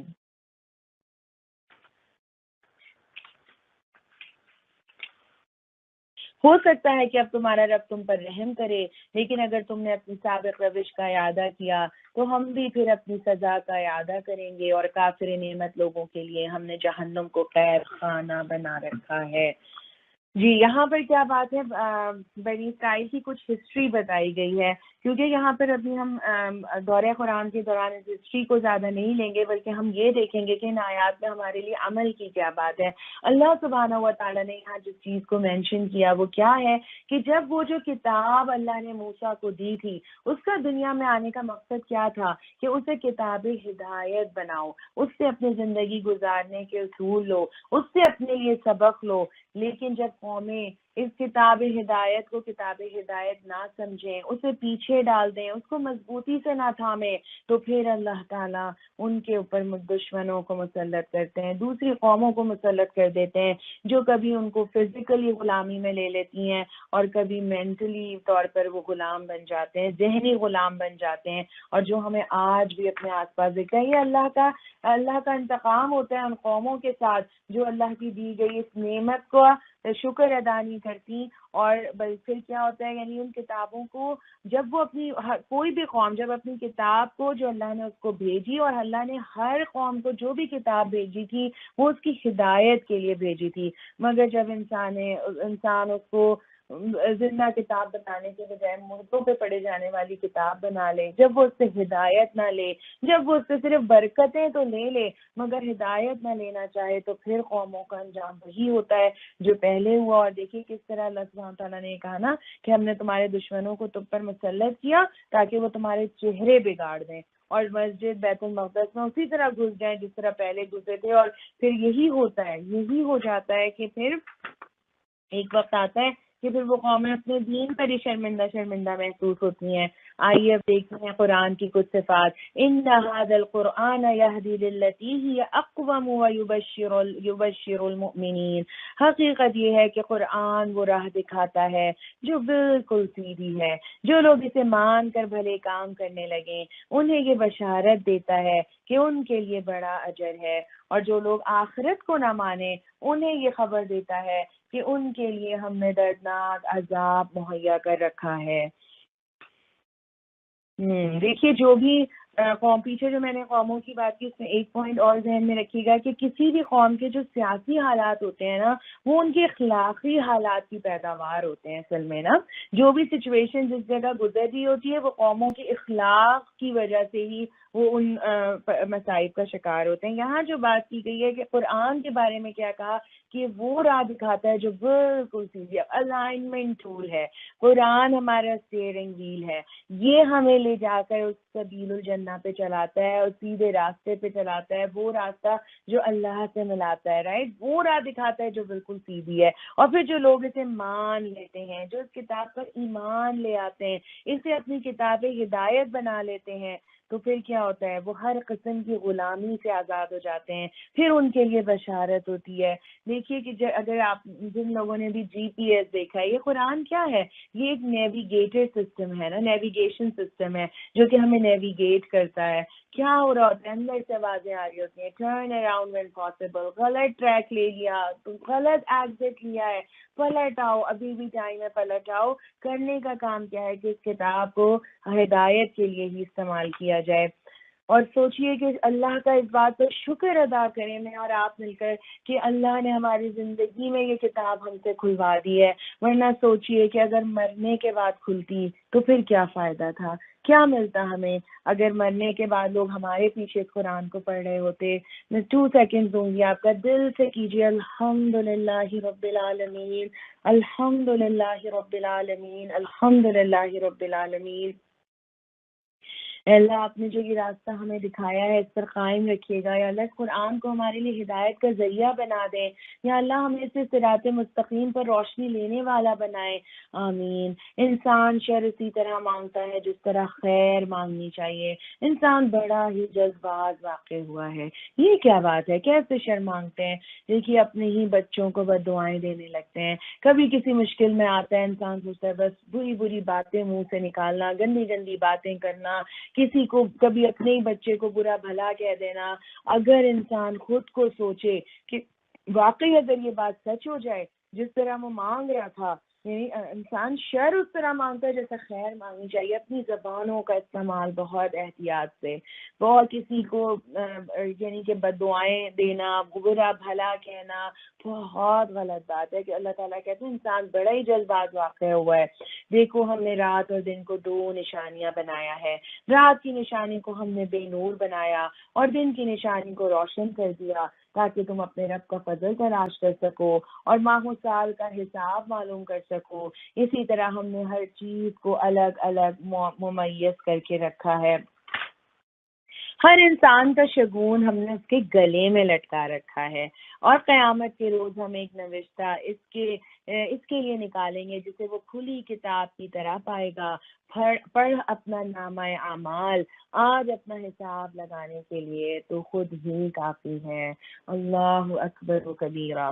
دیکھیے یہاں پر چیز کیا بتائی گئی کہ ہر انسان کا شگون ہم نے اس کے گلے میں لٹکا رکھا ہے۔ لوگ اپنے شگون، نیکی، بدبختی، ان کو جو ہے نا پتہ نہیں کہاں کہاں ڈھونڈتے ہیں، کیا کیا شگون لیتے ہیں، یہ چیز ہو گئی تو غلط ہو جائے گا، فلانا کام کر لیا تو الٹا ہو جائے گا، بلی راستہ کاٹ گئی تو باہر نہیں جانا، پیچھے سے آوازیں نہ دینا۔ حالانکہ اللہ سبحانہ تعالیٰ کیا بتاتے ہیں کہ ہر انسان کی نیک بختی، بدبختی اس کی جو بھلائی برائی سب اس کی اپنی ذات میں موجود ہے. اللہ نے اس کے اندر رکھ دیے سب چیزیں، اس کی جو ہے وہ ذات میں موجود ہے کہ وہ اپنے صفات کا، اپنی سیرت کا، اپنے فیصلہ انتخاب سے کس چیز کو اڈاپٹ کرتا ہے، کس چیز کو اختیار کرتا ہے. اور پھر یہاں جو بات کی گئی ہے نا کہ وَنُخْرِجُ لَهُ يَوْمَ الْقِيَامَةِ كِتَابًا يَلْقَاهُ مَنشُورًا اقْرَأْ كِتَابَكَ. یہاں پہ میری اور آپ کی اس کتاب زندگی کی بات ہے کہ اللہ سبحانہ تعالیٰ نے کہا اس نامہ اعمال کی بات ہے جو میں اور آپ ہر روز خود لکھ رہے ہیں. ایک ایسی کتاب ہے میری بہنوں جو ہم خود لکھتے ہیں نا. کیسے لکھتے ہیں؟ جب ہماری زندگی کی جو صبح ہوتی ہے، جیسے آج صبح کا دن شروع ہوا تو میری کتاب زندگی کا ایک بلینک پیج مجھے دیا گیا. اب میں اپنے اعمال کے ذریعے سے، دن بھر کے کاموں کے ذریعے سے اس کتاب میں لکھ رہی ہوں کہ آج کے دن میں نے کیا کیا تھا. فجر پڑھی تھی نہیں پڑھی؟ اچھا تہجد میں بھی اٹھی تھی الحمدللہ. اچھا فجر بھی پڑھ لی تھی سبحان اللہ. اچھا اب میں نے 2 گھنٹے قرآن پڑھا ہوگا اللہ اکبر، وہ میرے نامہ اعمال میں تھا. لیکن اس کے ساتھ ساتھ وہ کام بھی تو آئیں گے نا جو اللہ کی نافرمانی کے تھے. کسی کو غلط بات کہہ دی تھی، کسی کو کچھ ایسے دیکھ لیا، کوئی غلط کام کر دیا، کچھ اللہ کی نافرمانی کی چیز ذہن ہو گئی. تو سوچئے کہ ہر روز ہم وہ کتاب خود لکھ رہے ہیں. اور سب سے بڑھ کر بات کیا ہے کہ کل اللہ سبحانہ و تعالیٰ میدان حشر میں کہیں گے اقرأ کتابک، خود پڑھو آج اپنی کتاب، لکھو خود، ہے نا. جو لکھو نہیں، جو تم نے لکھی تھی اب اس کو پڑھو خود، کیونکہ پڑھو اپنا نامہ اعمال اور آج اپنا حساب لگانے کے لیے تو خود ہی کافی ہے. اور کئی اس میں آتا ہے نا کہ روایات سے پتہ چلتا ہے کہ ایک شخص اللہ سبحانہ و تعالیٰ کے سامنے کہے گا کہ اللہ تعالیٰ آپ نے تو ظلم کو اپنے اوپر معاف کیا، یعنی آپ ظلم نہیں کرتے، آپ نے دنیا میں مجھ پہ ظلم نہیں کیا، تو آج تو میں اپنے علاوہ کسی اور چیز کی گواہی نہیں مانوں گا. تو اللہ سبحانہ و تعالیٰ کہیں گے اچھا یہ بات ہے، تو چلو پھر انسان کے اپنے ہی اعضاء کل اس کے خلاف گواہی دے رہے ہوں گے اور وہ شخص حیران ہوگا. انسان کڑا حیران ہوگا کہ اللہ اکبر، ان کی میں نے جتنی کیئر کی، ان کو اتنا سجایا سنوارا، آج یہ میری خلاف گواہیاں دے رہے ہیں. ذرا سوچئے تو اس دن کیا چیزیں ہوں گی میرے نامہ اعمال میں کیا لکھتی ہوں ایوری ڈے، میرے اعمال کیا اللہ سبحانہ و تعالیٰ کے سامنے کون سے اعمال پیش ہوتے ہیں، دن بھر کیا اس کتاب میں لکھ رہی ہوں. اور کل وہاں جا کر مجھے یہ پڑھنا ہے، کل میری ہاتھ گواہی دیں گے، اگر میری زبان گواہی دے گی. اور آپ دیکھیں اتنے زبردست ہم اسکینرز کے انڈر کام کریں اور اتنے بے خوف ہوں. اللہ سبحانہ و تعالیٰ کے جو اسکینرز اس وقت چل رہے ہیں کہ فجر لکھ رہے ہیں، پھر زمین ہمارے قدموں کو اسکین کرتی جا رہی ہے کہ کدھر گئے تھے، کیا کام کیا تھا، ہے نا. ہوا میں ہماری چیزیں جو ہیں وہ پریزرو ہو رہی ہیں. تو پھر انسان کیسے اتنا غافل ہو سکتا ہے، کیسے اپنے آپ سے بے خبر ہو سکتا ہے. اللہ تعالیٰ تو کہتے ہیں کہ اس دن کہہ دیں گے کہ آج تو تم اپنا حساب لینے کے لیے خود ہی کافی ہو. جو کوئی راہ راست اختیار کرے اس کی راست بھی اس کے اپنے ہی لیے مفید ہے، اور جو گمراہ ہو اس کی گمراہی کا وبال اسی پر ہے. کوئی بوجھ اٹھانے والا دوسرے کا بوجھ نہ اٹھائے گا، اور ہم عذاب دینے والے نہیں ہیں جب تک کہ لوگ حق و باطل کا فرق سمجھانے کے لیے لوگوں کو حق و باطل کا فرق سمجھانے کے لیے ایک پیغام نہ بھیج دیں. دیکھیے یہاں جو بات ہے اس کو سمجھیں گے کہ کوئی بوجھ اٹھانے والا کسی دوسرے کا بوجھ نہیں اٹھائے گا. کبھی کسی کے پر بھروسہ کر کے یعنی کسی کو خوش کرنے کے لیے اللہ کو ناراض نہ کریں. آج دنیا میں ہم کسی مشکل میں ہوتے ہیں، کسی پریشانی میں ہوتے ہیں، بڑی امیدیں ہوتی ہیں کوئی ہیلپ کر دے گا. گروسری کرنے ہی جاتے ہیں تو دیکھیے اپنی فیملی میں کوئی سامان اٹھا رہا ہوتا ہے، بچے اٹھا کے رکھ دیتے ہیں، کوئی بھی آ کے ہماری ہیلپ کر دیتا ہے نا. لیکن کل ہمیں آخرت کے بیلٹ پر اپنے سوٹ کیسز خود رکھنے ہیں، اپنی حساب کتاب خود دینا ہے. نفسی ہے کل میں قبر میں اکیلی ہوں، میں میدان حشر میں اکیلی کھڑی ہوں. کیسے میں اس وقت کو بھول جاتی ہوں، کیسے میں غافل ہو سکتی ہوں، کیونکہ اللہ مجھے بار بار مجھے اور آپ کو یاد دلا رہا ہے کہ دیکھو کوئی کسی کا بوجھ نہیں اٹھائے گا، کوئی بھی نہیں اٹھائے گا. تم کل اکیلے آؤ گے تو پھر کیا کرنا ہے؟ آج اس دن کے لیے تیاری کرنی ہے. آج سے ہی اپنے آپ کو اکیلا سمجھ لیجئے، کیونکہ کل کبھی کسی انسان کو راضی کرنے کے لیے اللہ کو ناراض نہیں کرنا. یہ اصول میں نے اور آپ نے اپنے لیے لینا ہے. یہاں سے لکھیے اپنے پاس بڑا بڑا کہ آج سے مجھے کوشش کرنی ہے کہ مجھے اللہ کو راضی کرنے کی فکر کرنی ہے. اور یقین جانیے یہ اللہ کا وعدہ ہے کہ ہم اللہ سے محبت کریں, اللہ کو راضی کرنے کی فکر کریں, اللہ تعالیٰ ساری دنیا کو ہم سے راضی کر دے گا. ایک سجدہ جسے تو گرا سمجھتا ہے 1000 سجدے سے دلاتا ہے آدمی کو نجات.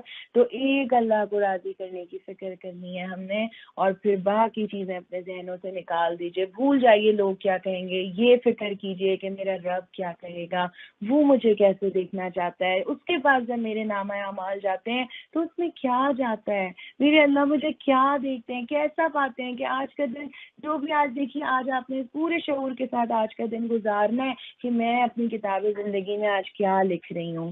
کیا جائے گا آج رات میں, فرشتے جب ڈیوٹیز چینج ہوں گی اور وہ جب لے کر میرا نامہ اعمال اللہ رب العزت کے پاس پہنچیں گے تو وہاں پہ کیا ہوگا.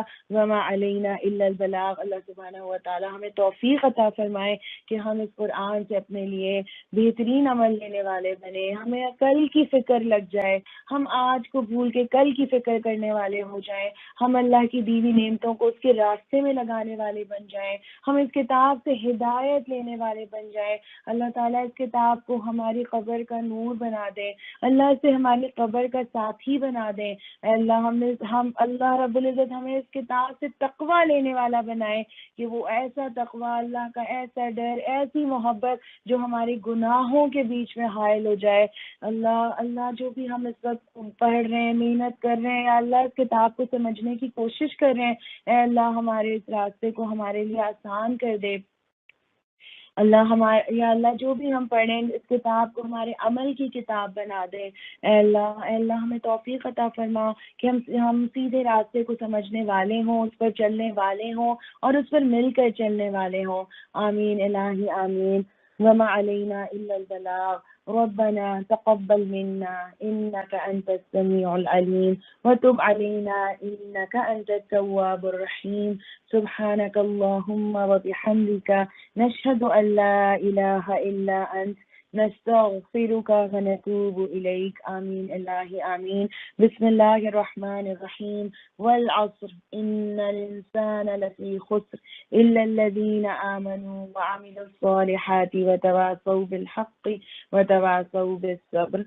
جزاکم اللہ خیرا کثیرا. آپ تمام بہنوں کا انشاءاللہ تعالی آپ سے زندگی رہی تو پھر منڈے کو ملاقات ہوگی. السلام علیکم ورحمۃ اللہ وبرکاتہ.